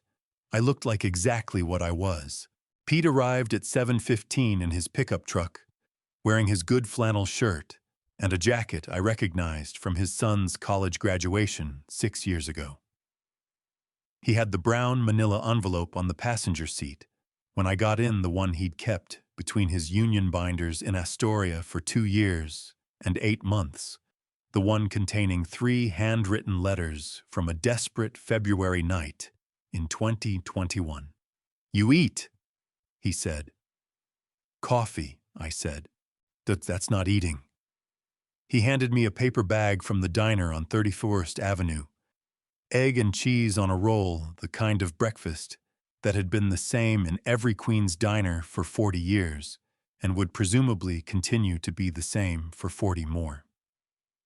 I ate it while Pete drove, and neither of us said much, because there was a great deal to say, and none of it needed to be said yet.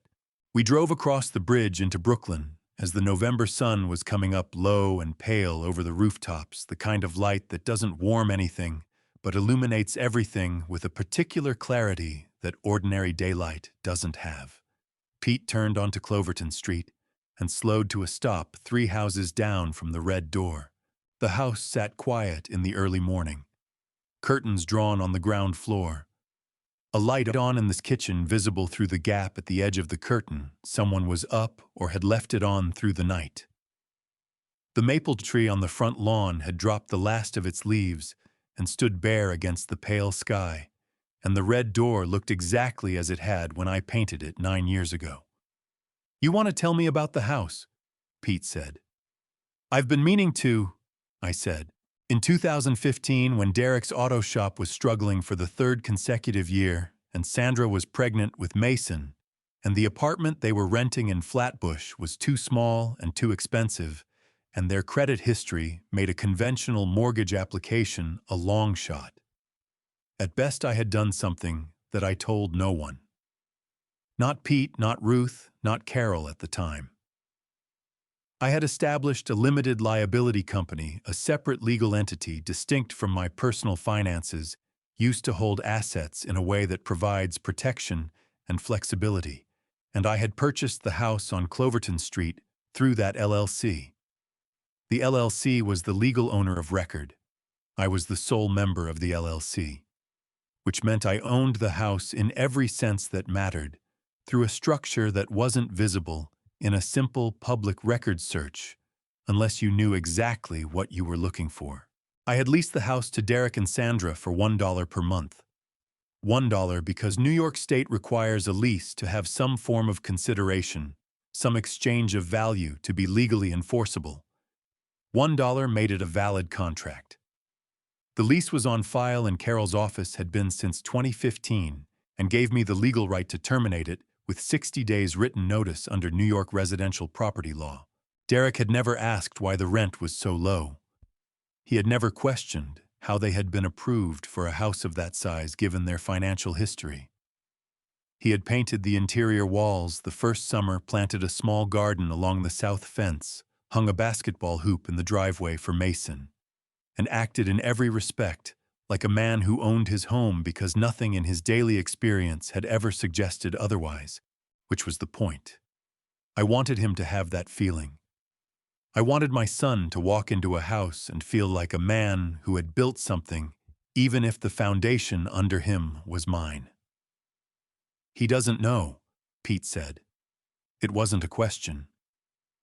He knows I own rental properties. He doesn't know which ones. Pete looked at the house for a moment.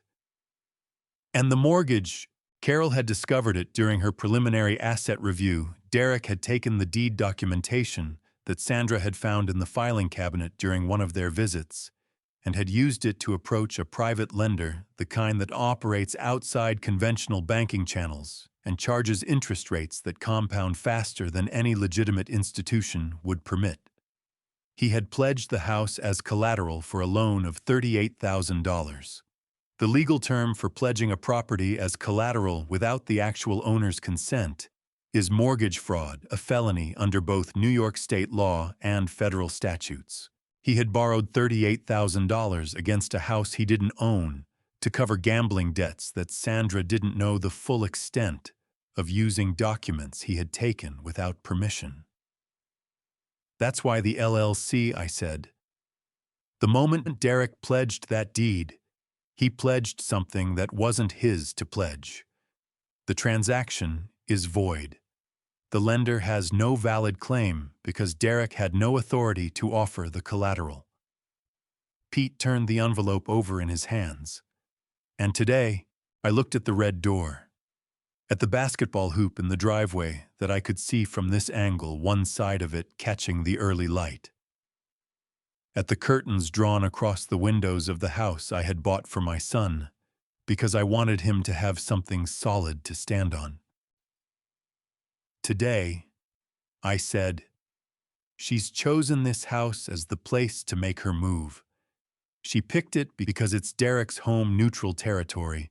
She thinks where I'll be surrounded and outnumbered. I looked at Pete. She has no idea it's the one place in this entire city where I hold absolute legal ground. Pete was quiet for a moment. Then he put the truck in drive. Let's go get some more coffee, he said. We've got a few hours. Pete parked 3 houses down from the red door at 4:45 in the afternoon. The November light was already going, that particular early evening dimness that settles over Brooklyn in late autumn like a held breath, the sky fading from pale gray to something darker at the edges. Streetlights beginning to think about coming on. Through the windshield, I could see the house on Cloverton Street, with its lights burning warm in the windows, silhouettes moving behind the curtains in the unhurried way of people who believe they are in control of what is about to happen. I counted 4 cars I recognized parked along the block. Ruth's Honda Civic navy blue, the one she'd driven since 2018 and refused to replace because, as she put it, the car had never done anything wrong and didn't deserve to be abandoned for something newer. Tommy Reyes's white work van, his company name stenciled on the side in the plain block letters he'd chosen when he started his business. Nothing fancy, just his name and his trade and his phone number, which was the approach I'd always respected about Tommy. A sedan I recognized as belonging to my cousin Louise's son, Robert, who had driven in from Long Island, and who Sandra had called 3 weeks ago with a carefully worded message about family concern and the importance of showing up. And a car I didn't recognize, which meant someone new had arrived. Someone Sandra had added to the list after the first round of phone calls. 15 people, Carol had told me. Sandra had made 15 calls. Pete turned off the engine.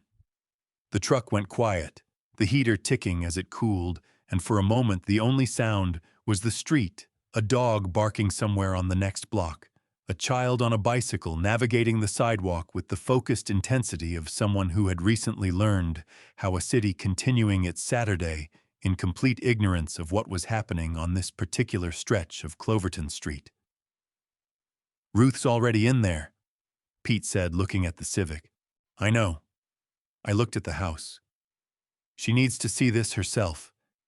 Everything I've told her over the phone, she needs to watch it happen in front of her." Pete was quiet for a moment. He had the brown envelope in his lap, both hands resting on it with the particular stillness of a man who understands the weight of what he's holding. 3 letters. 3 handwritten pages from a February night in 2021. Derek's desperate handwriting, uneven and too hard in some places, and barely there in others, the handwriting of a man who had run out of everything except the hope that his father would answer. The passenger window tapped. I turned. Donna Marsh was standing on the sidewalk in her good wool coat, charcoal gray, the serious one she'd probably worn to church that morning, with her hands in her pockets, and an expression that communicated without ambiguity that she had not come to observe.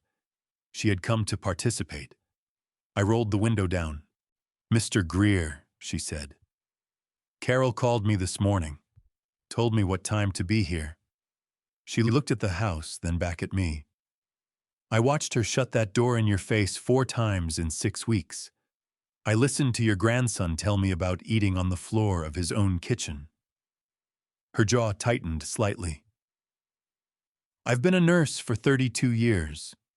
I've reported things to authorities for less than what I've seen on this block. I am not letting her do this in front of your whole family without someone in that room who saw what I saw." "To Donna," I said. "Thank you." She gave a single nod, the kind that means the thanks have been received and filed away, and we don't need to discuss them further. Then she stepped back onto the sidewalk and stood with her arms at her sides, waiting. A black sedan turned onto Cloverton Street and parked behind Tommy's van. Carol stepped out, briefcase in hand, wearing her long charcoal coat, and the expression she wore when she had already run the variables and was satisfied with the outcome. She walked to Pete's truck, leaned down to the window I still had open, and looked at me directly. "Everything's filed," she said.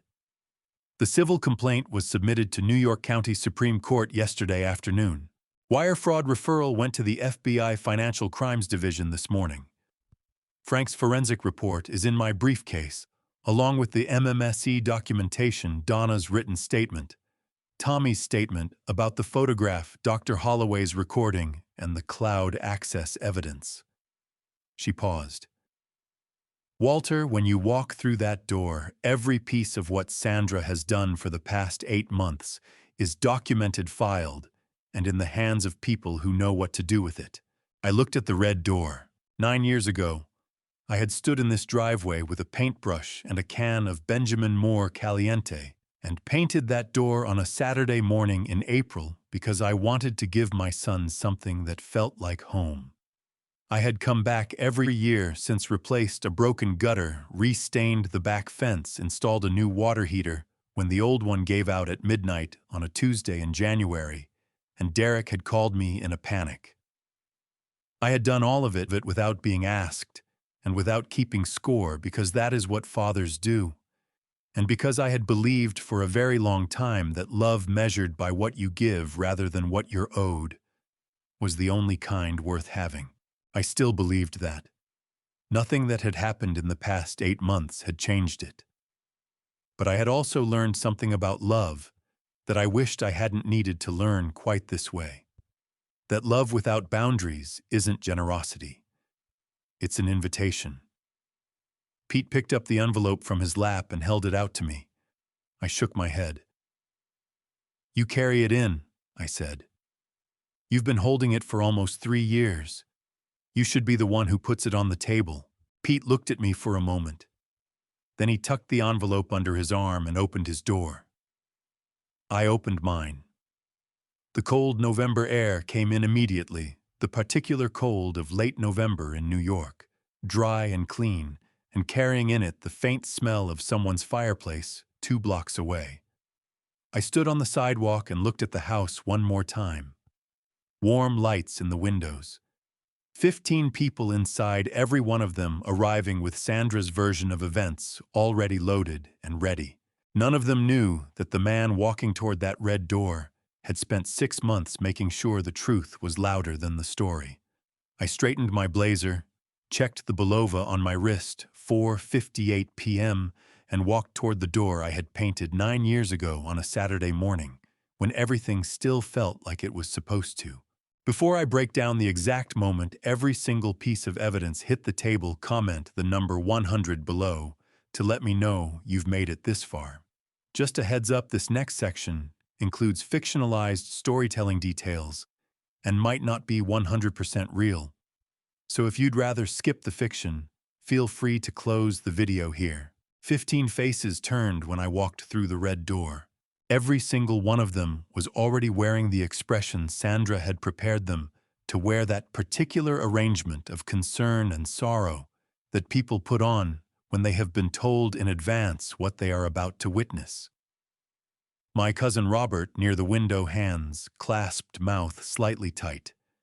2 of Margaret's nieces on the couch, leaning toward each other the way people do when they need the comfort of proximity. Ruth in the armchair near the fireplace, her hands folded in her lap, and when her eyes found mine across the room, I saw something in them that Sandra hadn't put there, a question, urgent and unresolved, that had been building since the letter arrived 3 weeks ago. Sandra stood at the center of the room. She was dressed carefully, not formally, but with the specific intentionality of someone who understood that appearance was part of the argument. Dark blouse, composed expression, hands clasped in front of her at waist height. She had arranged the furniture so that the armchair nearest the door was isolated slightly from the others, the way you'd position a chair in a doctor's office where the patient sits across from the people delivering the news. "Dad." She said it softly, with a weight of manufactured sorrow that she had clearly practiced. "We're so glad you came. Please sit down." Derek sat in the chair beside her. He hadn't looked up when I walked in. His eyes were fixed on the carpet between his feet, and his shoulders carried the particular hunch of a man who knows what is happening and has decided that not watching it is the closest thing to not participating in it that he can manage. I didn't sit down. Sandra smoothed her hands over her blouse, a small nervous gesture she'd probably been making for years without knowing it, and began. She spoke for 3 minutes without interruption, and I let her because every word she said in front of 15 witnesses was a word on the record. Confusion about financial decisions, difficulty managing day-to-day affairs, outside influences, she said it carefully, not naming Carol, directly taking advantage of a proud man's reluctance to ask for help. Then she lifted a stack of papers from the coffee table and placed them in front of the isolated armchair. "These are standard documents," she said. "A power of attorney, which is a legal authorization allowing a designated person to make financial and legal decisions on behalf of someone who needs assistance. Nothing complicated. We just need your signature, Dad, so we can make sure you're protected. Power of attorney in the form Sandra was presenting, it would have transferred complete legal control of every financial decision in my life to Derek. Every bank account, every property transaction, every contract, all of it subject to his approval. And through Derek, subject to hers. Derek finally looked up. His face was the color of old concrete, and his eyes had the look of a man who has been awake for 3 days, running the same calculation and never arriving at a different answer. He stood slowly, and his voice when he spoke was unsteady in a way that wasn't entirely a performance. Dad. He stopped, started again. You haven't been yourself. We can all see it. We're just trying to... Derek, I said. Do you remember February 2021? The room went still. Not quiet still. The particular stillness of 15 people simultaneously stopping whatever internal process they were running and redirecting their full attention to the same point. Derek's mouth stayed open for a moment, the sentence he'd been building dissolving before it reached the air. Pete stepped forward from behind me. He didn't hurry. He walked to the coffee table, moved Sandra's power of attorney documents to one side with a single deliberate motion, and set the brown manila envelope down in the space he'd cleared. My name is Pete Greer, he said to the room rather than to any one person. I'm Walter's brother. I was in that garage in Queens on the night of February 14th, 2021, when Derek called his father at 11 o'clock because his business was going under and he didn't know what else to do. He opened the envelope. I've been holding these for almost 3 years. He laid the financial documents on the table first. The IRS settlement confirmation stamped and dated. The bank loan guarantee showing Walter's apartment as collateral. The payment records for each supplier settled in full over 6 weeks. Sandra stared at the papers, and something shifted in her expression. Not fear yet, but the first recognition that the room was not behaving according to the script. Then Pete pulled out the letters. Derek wrote these during the 2 weeks after that night, Pete said. I'm going to read from one. Derek made a sound, not a word, just a sound low and involuntary. The sound of someone who has just understood that a door they thought was closed has been open all along. Pete read his voice, steady. Dad, if you don't help me, I don't know what I'll do. The shop is going under. Sandra doesn't know how bad it is. I'm begging you. Please. I need you to save me again. The room absorbed it. Tommy Reyes stood up from the chair near the window. I need to say something, he said, and his voice had the particular steadiness of a man who has thought carefully about exactly what he is going to say and in what order. That photograph Sandra posted to Facebook 2 weeks ago, the one showing Walter's apartment in disarray. I've been to Walter's apartment more than 100 times in 20 years. His couch faces the east window. It has faced that window since 2019. The couch in that photograph faces a different wall. He looked around the room. I have the original screenshot with the timestamp, and I've given a formal statement to Carol Briggs. Donna was already standing. I live directly across from this house, she said, her voice carrying the flat authority of a woman who spent 32 years in an emergency room and did not raise it for emphasis. I have watched Sandra close that door in Walter's face 4 times in 6 weeks, and 3 weeks ago, Mason came to my apartment and told me that his grandfather had been made to eat his dinner on the kitchen floor because the table was, quote, a little crowded. She looked at Sandra directly. I have that in writing, dated and witnessed. Sandra's composure shifted, not broke, but shifted like a wall that hasn't cracked yet, but has begun to lean. Carol opened her briefcase. She placed the bound folder on the coffee table beside Pete's documents, the civil complaint filed with New York County Supreme Court the previous afternoon. The FBI referral, Frank's forensic report showing 3 unauthorized transfer attempts, totaling $67,500. The Face ID capture from Friday night, Dr. Holloway's recording of Sandra's call requesting sedative medication, and the MMSE evaluation, 29 out of 30, notarized and witnessed. "I'm Carol Briggs," she said. "I'm Walter's attorney. Everything in this folder was filed or submitted yesterday. Sandra, you are welcome to have your attorney review it at your convenience." Ruth stood up. She didn't speak immediately. She crossed the room to the coffee table and picked up the IRS settlement document and read it right there while everyone watched.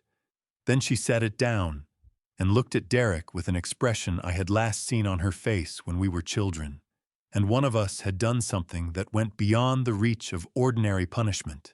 "You took Mason's medical insurance money," she said. Her voice was quiet and entirely without tremor. "Carol told me this morning. You emptied the account Derek set up for Mason's health care to cover gambling debts." She looked at Derek. "Your 7-year-old son." Derek put his face in his hands.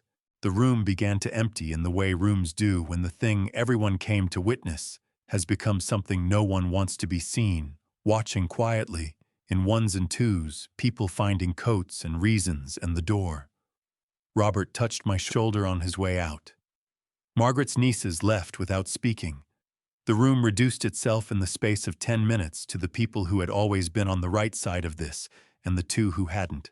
Sandra stood in the center of the room, surrounded by unsigned documents, and the silence of 15 people who had just discovered the distance between a story and the truth. Derek hadn't moved his hands from his face. I drove home from Cloverton Street alone that night.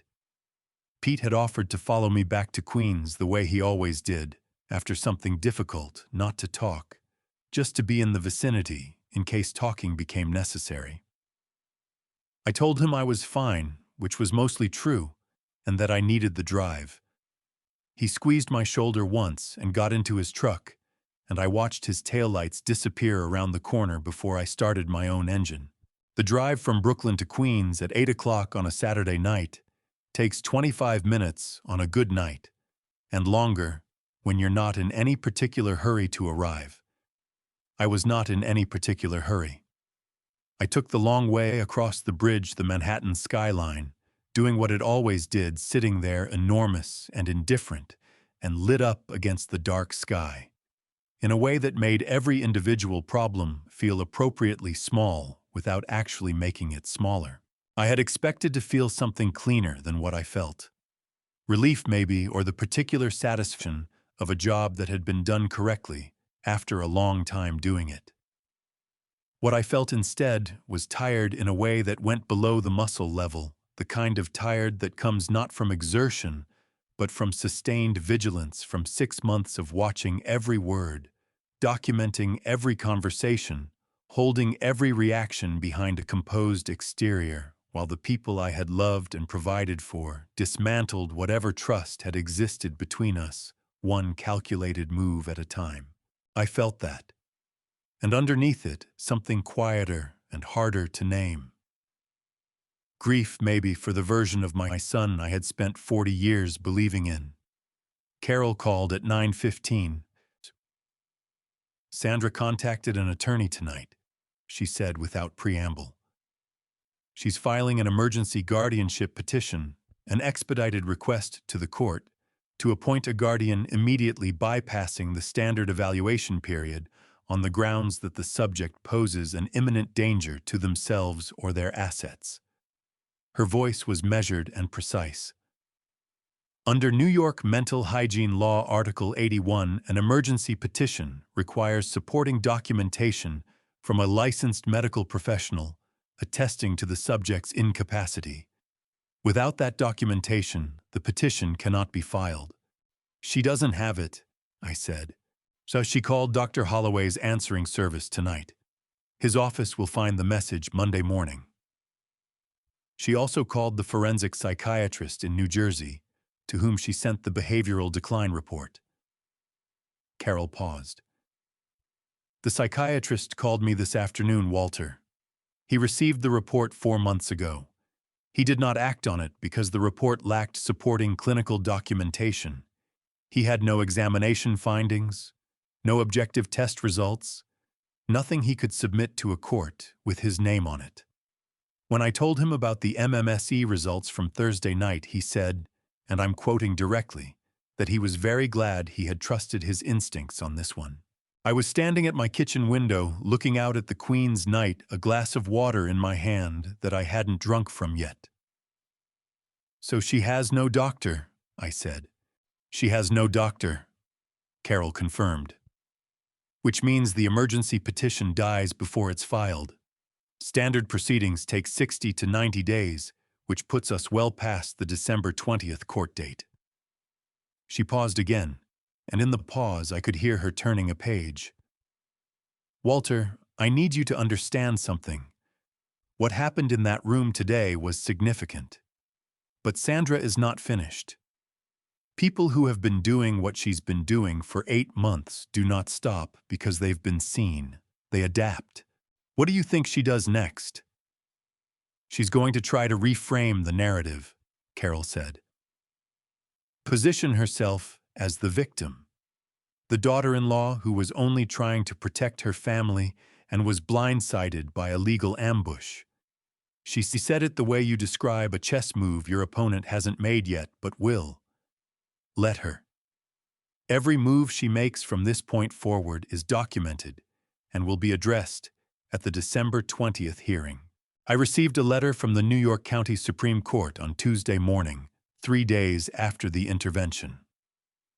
A formal notification of the civil proceeding Carol had filed with the hearing date confirmed December 20th, 10 a.m. courtroom 14. I held the letter in both hands at my kitchen table, reading it twice, and then I set it down and opened the black notebook to the last page that had anything written on it. The second to last entry from the previous Thursday MMSE completed. 29:30. Notarized. I turned to the next blank page and wrote one word, December. Then I closed the notebook.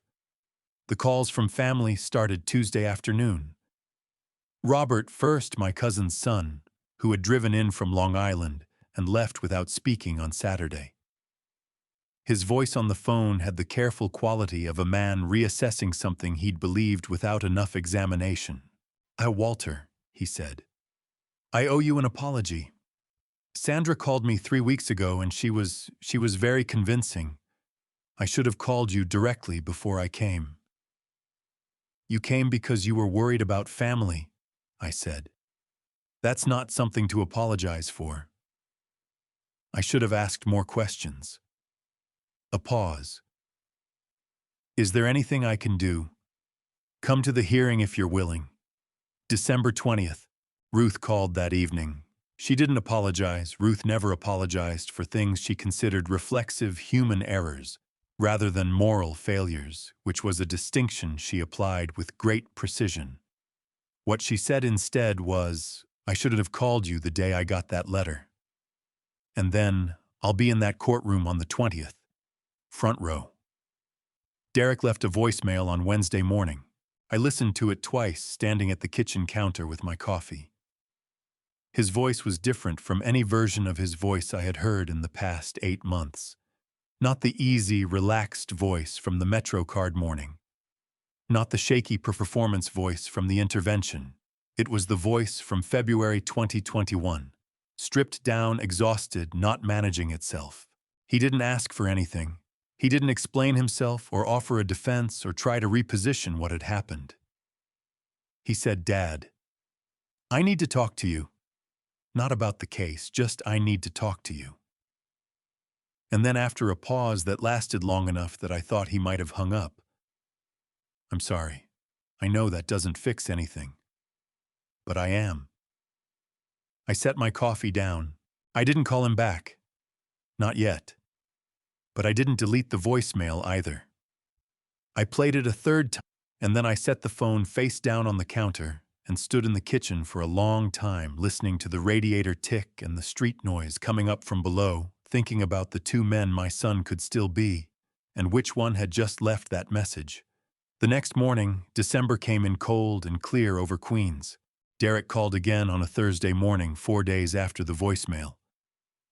I was at my kitchen table with coffee and the black notebook open in front of me. Not writing anything, just sitting with it. The way you sit with something you've carried a long time and are trying to decide whether to put down. When his name came up on my phone, I looked at it for 2 rings. Then I picked up. Dad.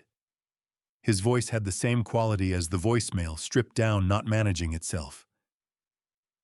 Thank you for answering. I didn't say you're welcome. I said, I'm listening, Derek. He was quiet for a moment. That felt like a man standing at the edge of something and making a final decision about whether to step. Then he stepped. I need to tell you about the recording, he said. The one Carol played at the intervention. Sandra threatening me. He exhaled slowly. I made that recording myself. September 14th. Sandra had been pushing me for weeks to get you to sign papers. And that night she told me if I didn't find a way to make you sign, she was going to file for divorce, take Mason, and find a way to have me criminally charged for the business debts. His voice tightened around the edges. She said it like she was telling me the weather. Just completely calm. That's when I understood what I had gotten into.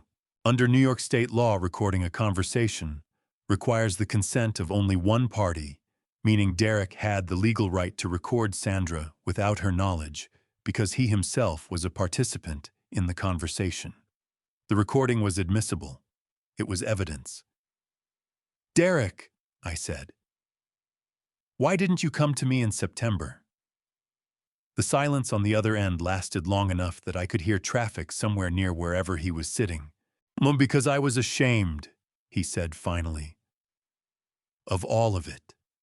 The gambling, the money, the way I let her run over everything that mattered because it was easier than standing up to her. His voice broke briefly, then steadied. The letters I wrote you in 2021. I meant every word when I wrote them. And then I spent 3 years acting like they were never written. I looked out my kitchen window at the December morning gray sky, bare trees, a pigeon navigating the fire escape across the alley, with the focused determination of a creature that has no opinion about the cold. There are still 2 men you could be, I said. The one who wrote those letters, and the one who spent 3 years forgetting he wrote them.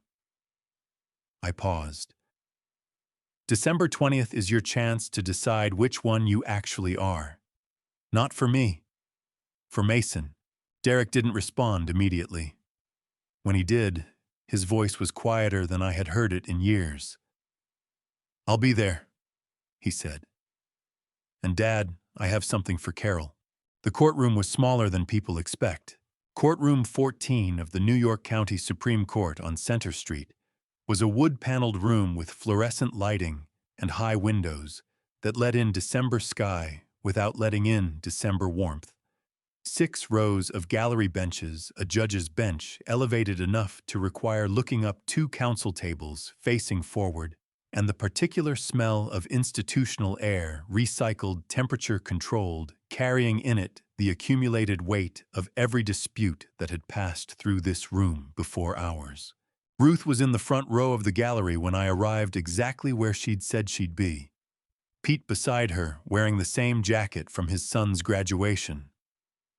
Tommy Reyes, at the end of the bench arms, folded the patient posture of a man who has cleared his schedule and intends to stay as long as necessary. Robert, 2 rows back, hands on his knees. Donna Marsh beside him, portfolio in her lap. I sat at the plaintiff's table with Carol.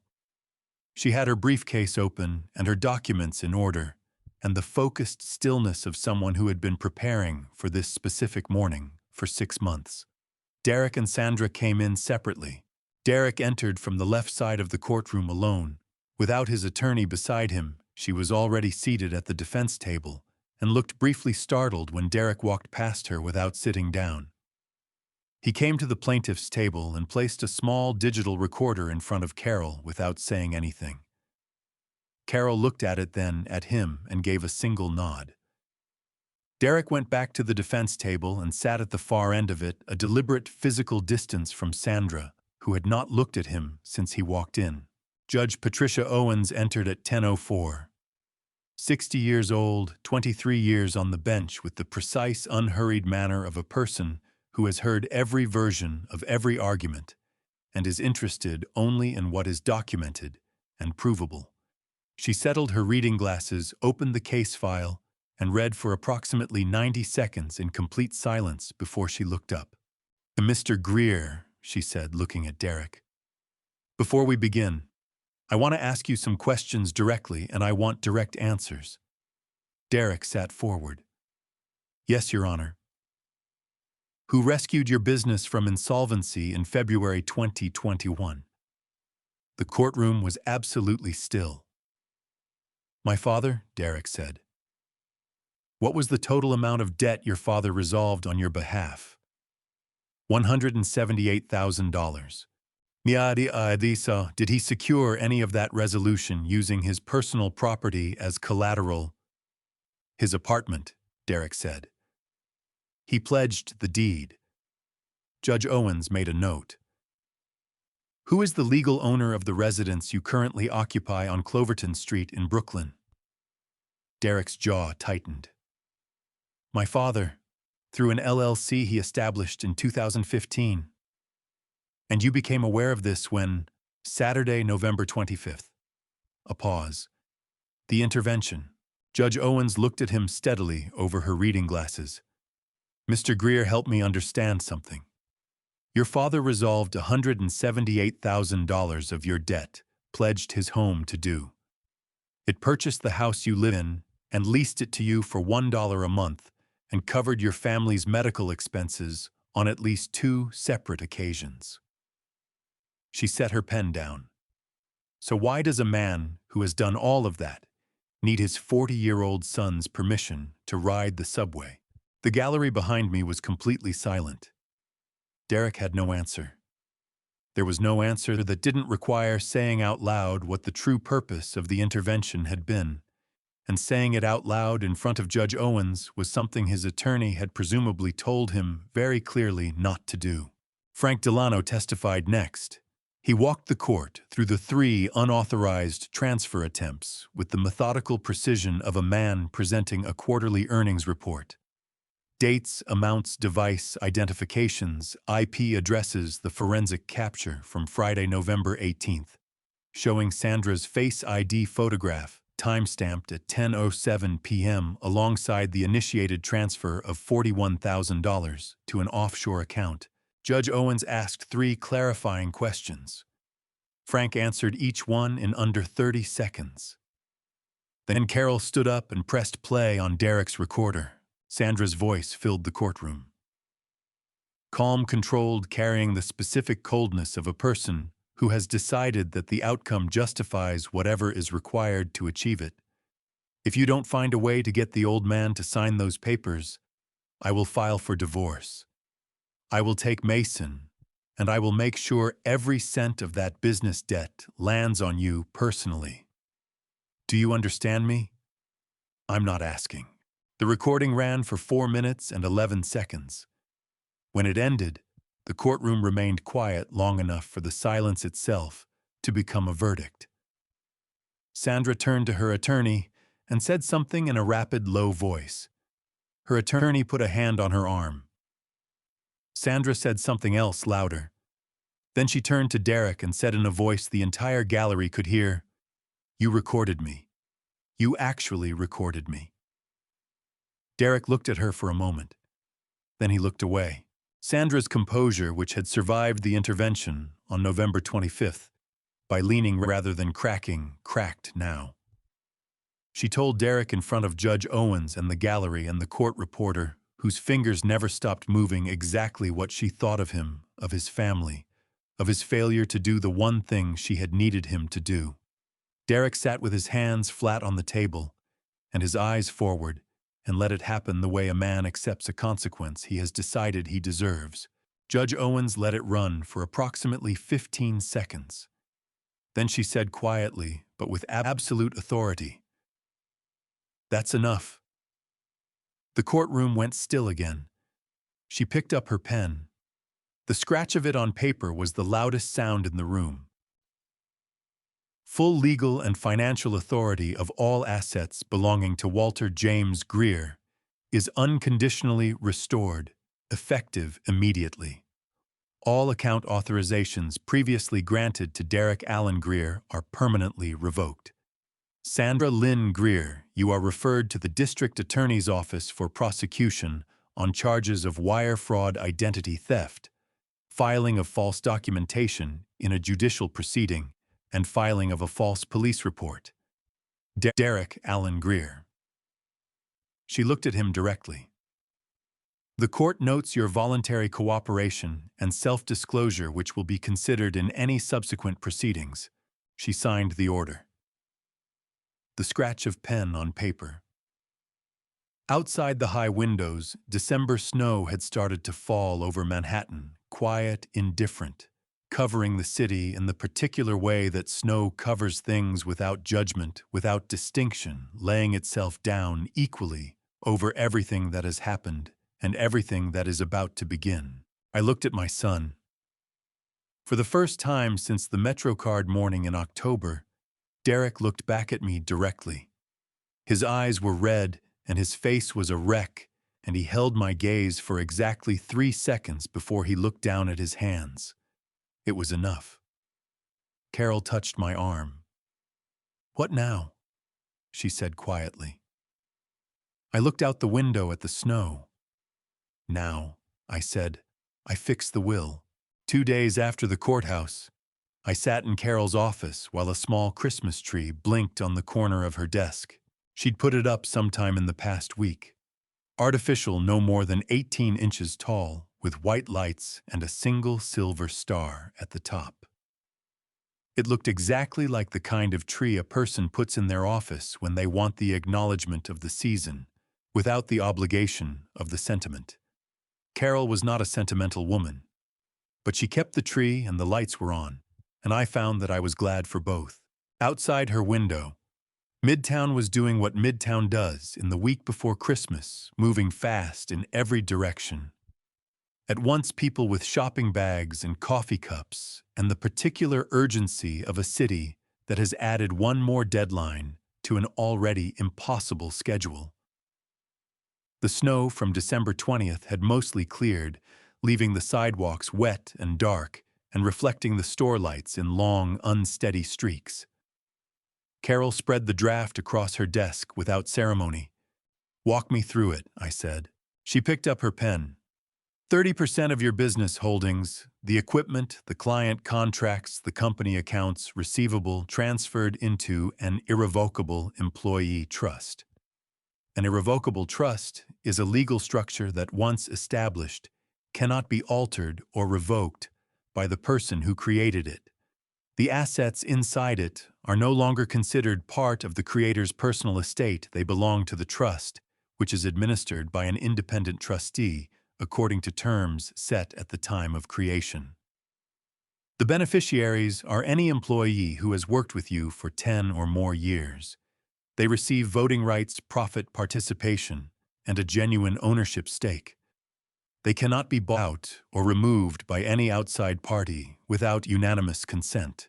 I thought about the men and women who had shown up on job sites in February, cold and August heat for 2 decades, who had done the work correctly and carefully and without complaint, who had trusted me to be straight with them about what the job was and what it paid. They had given me their best years. This was the version of a thank you that actually meant something. The real estate holdings, Carol continued. All properties currently held under the LLC structure, including the Cloverton Street property, are transferred into a separate irrevocable trust. The sole beneficiary is Mason Walter Greer. She looked up. An independent institutional trustee administers the trust. No parent, guardian, or family member has access to or authority over the assets.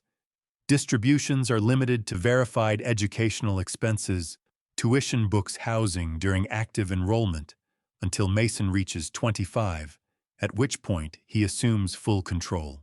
Mason would grow up knowing there was something solid waiting for him that no one could reach. Not because I wanted to make a point, but because that is what grandfathers are for building things that outlast the complications of the present and land in the future undamaged. "And Derek," Carol said. Her voice was careful, the way it gets when she is moving into territory she has an opinion about and has decided to keep it to herself unless asked. "And Derek," I said, I had spent the 3 weeks between the intervention and the courthouse thinking about this, and I had spent the 2 days since thinking about it more. The easy answer was disinheritance, a clean line drawn through his name, a statement that what he had done put him outside the boundary of what I was willing to leave behind. I understood the argument for it. I could feel the pull of it. And I rejected it not because what he had done was forgivable in any simple sense, but because cutting him out entirely would have been about my anger rather than his future. I was done making financial decisions based on my emotions. That approach had cost me enough. "The Dignity Recovery Fund," Carol said, reading from the draft. "A structured disbursement account in Derek Allen Greer's name, administered by an independent nonprofit financial counseling organization. A conditional bequest in New York State is a legal inheritance that transfers only upon the fulfillment of specified conditions. The beneficiary must meet the terms before the assets are released. Monthly disbursements covering basic rent at market rate for a 1-bedroom apartment in Queens, a food and utilities allowance and tuition for an accredited vocational or professional certification program of Derek's choosing. Disbursements are contingent on monthly verification of enrollment and continued participation in a certified financial counseling program." She looked up. "If he stops participating, disbursements pause automatically. They resume when participation resumes. There is no penalty clause, just a pause." "And the message," I said. Carol turned to the last page. She read it aloud in the same tone she used for legal language, which was the right tone for it. "I am not leaving you money to spend. I am leaving you a road back to becoming an honest man. Whether you walk it is entirely your choice. I hope you do. Your son deserves a father who built something of his own." "Dad." The room was quiet for a moment. "Is this punishment?" Carol asked. She asked it the way she asked all her real questions, directly, without softening. I looked out her window at the wet midtown street, the store lights stretching across the dark pavement in long, unsteady lines. "No," I said. "It's the last real thing I can do for him without being there to catch him when he falls. If he wants what's in that fund badly enough to actually learn how to manage a life, then maybe it serves its purpose. If he doesn't want it that much..." I paused. Then he was never going to use it well anyway. And Mason's tuition grows a little larger. Carol made the final notations, turned the document toward me. I signed my name 11 times. Slowly, clearly, the deliberate signature of a man who knows what he is signing and why.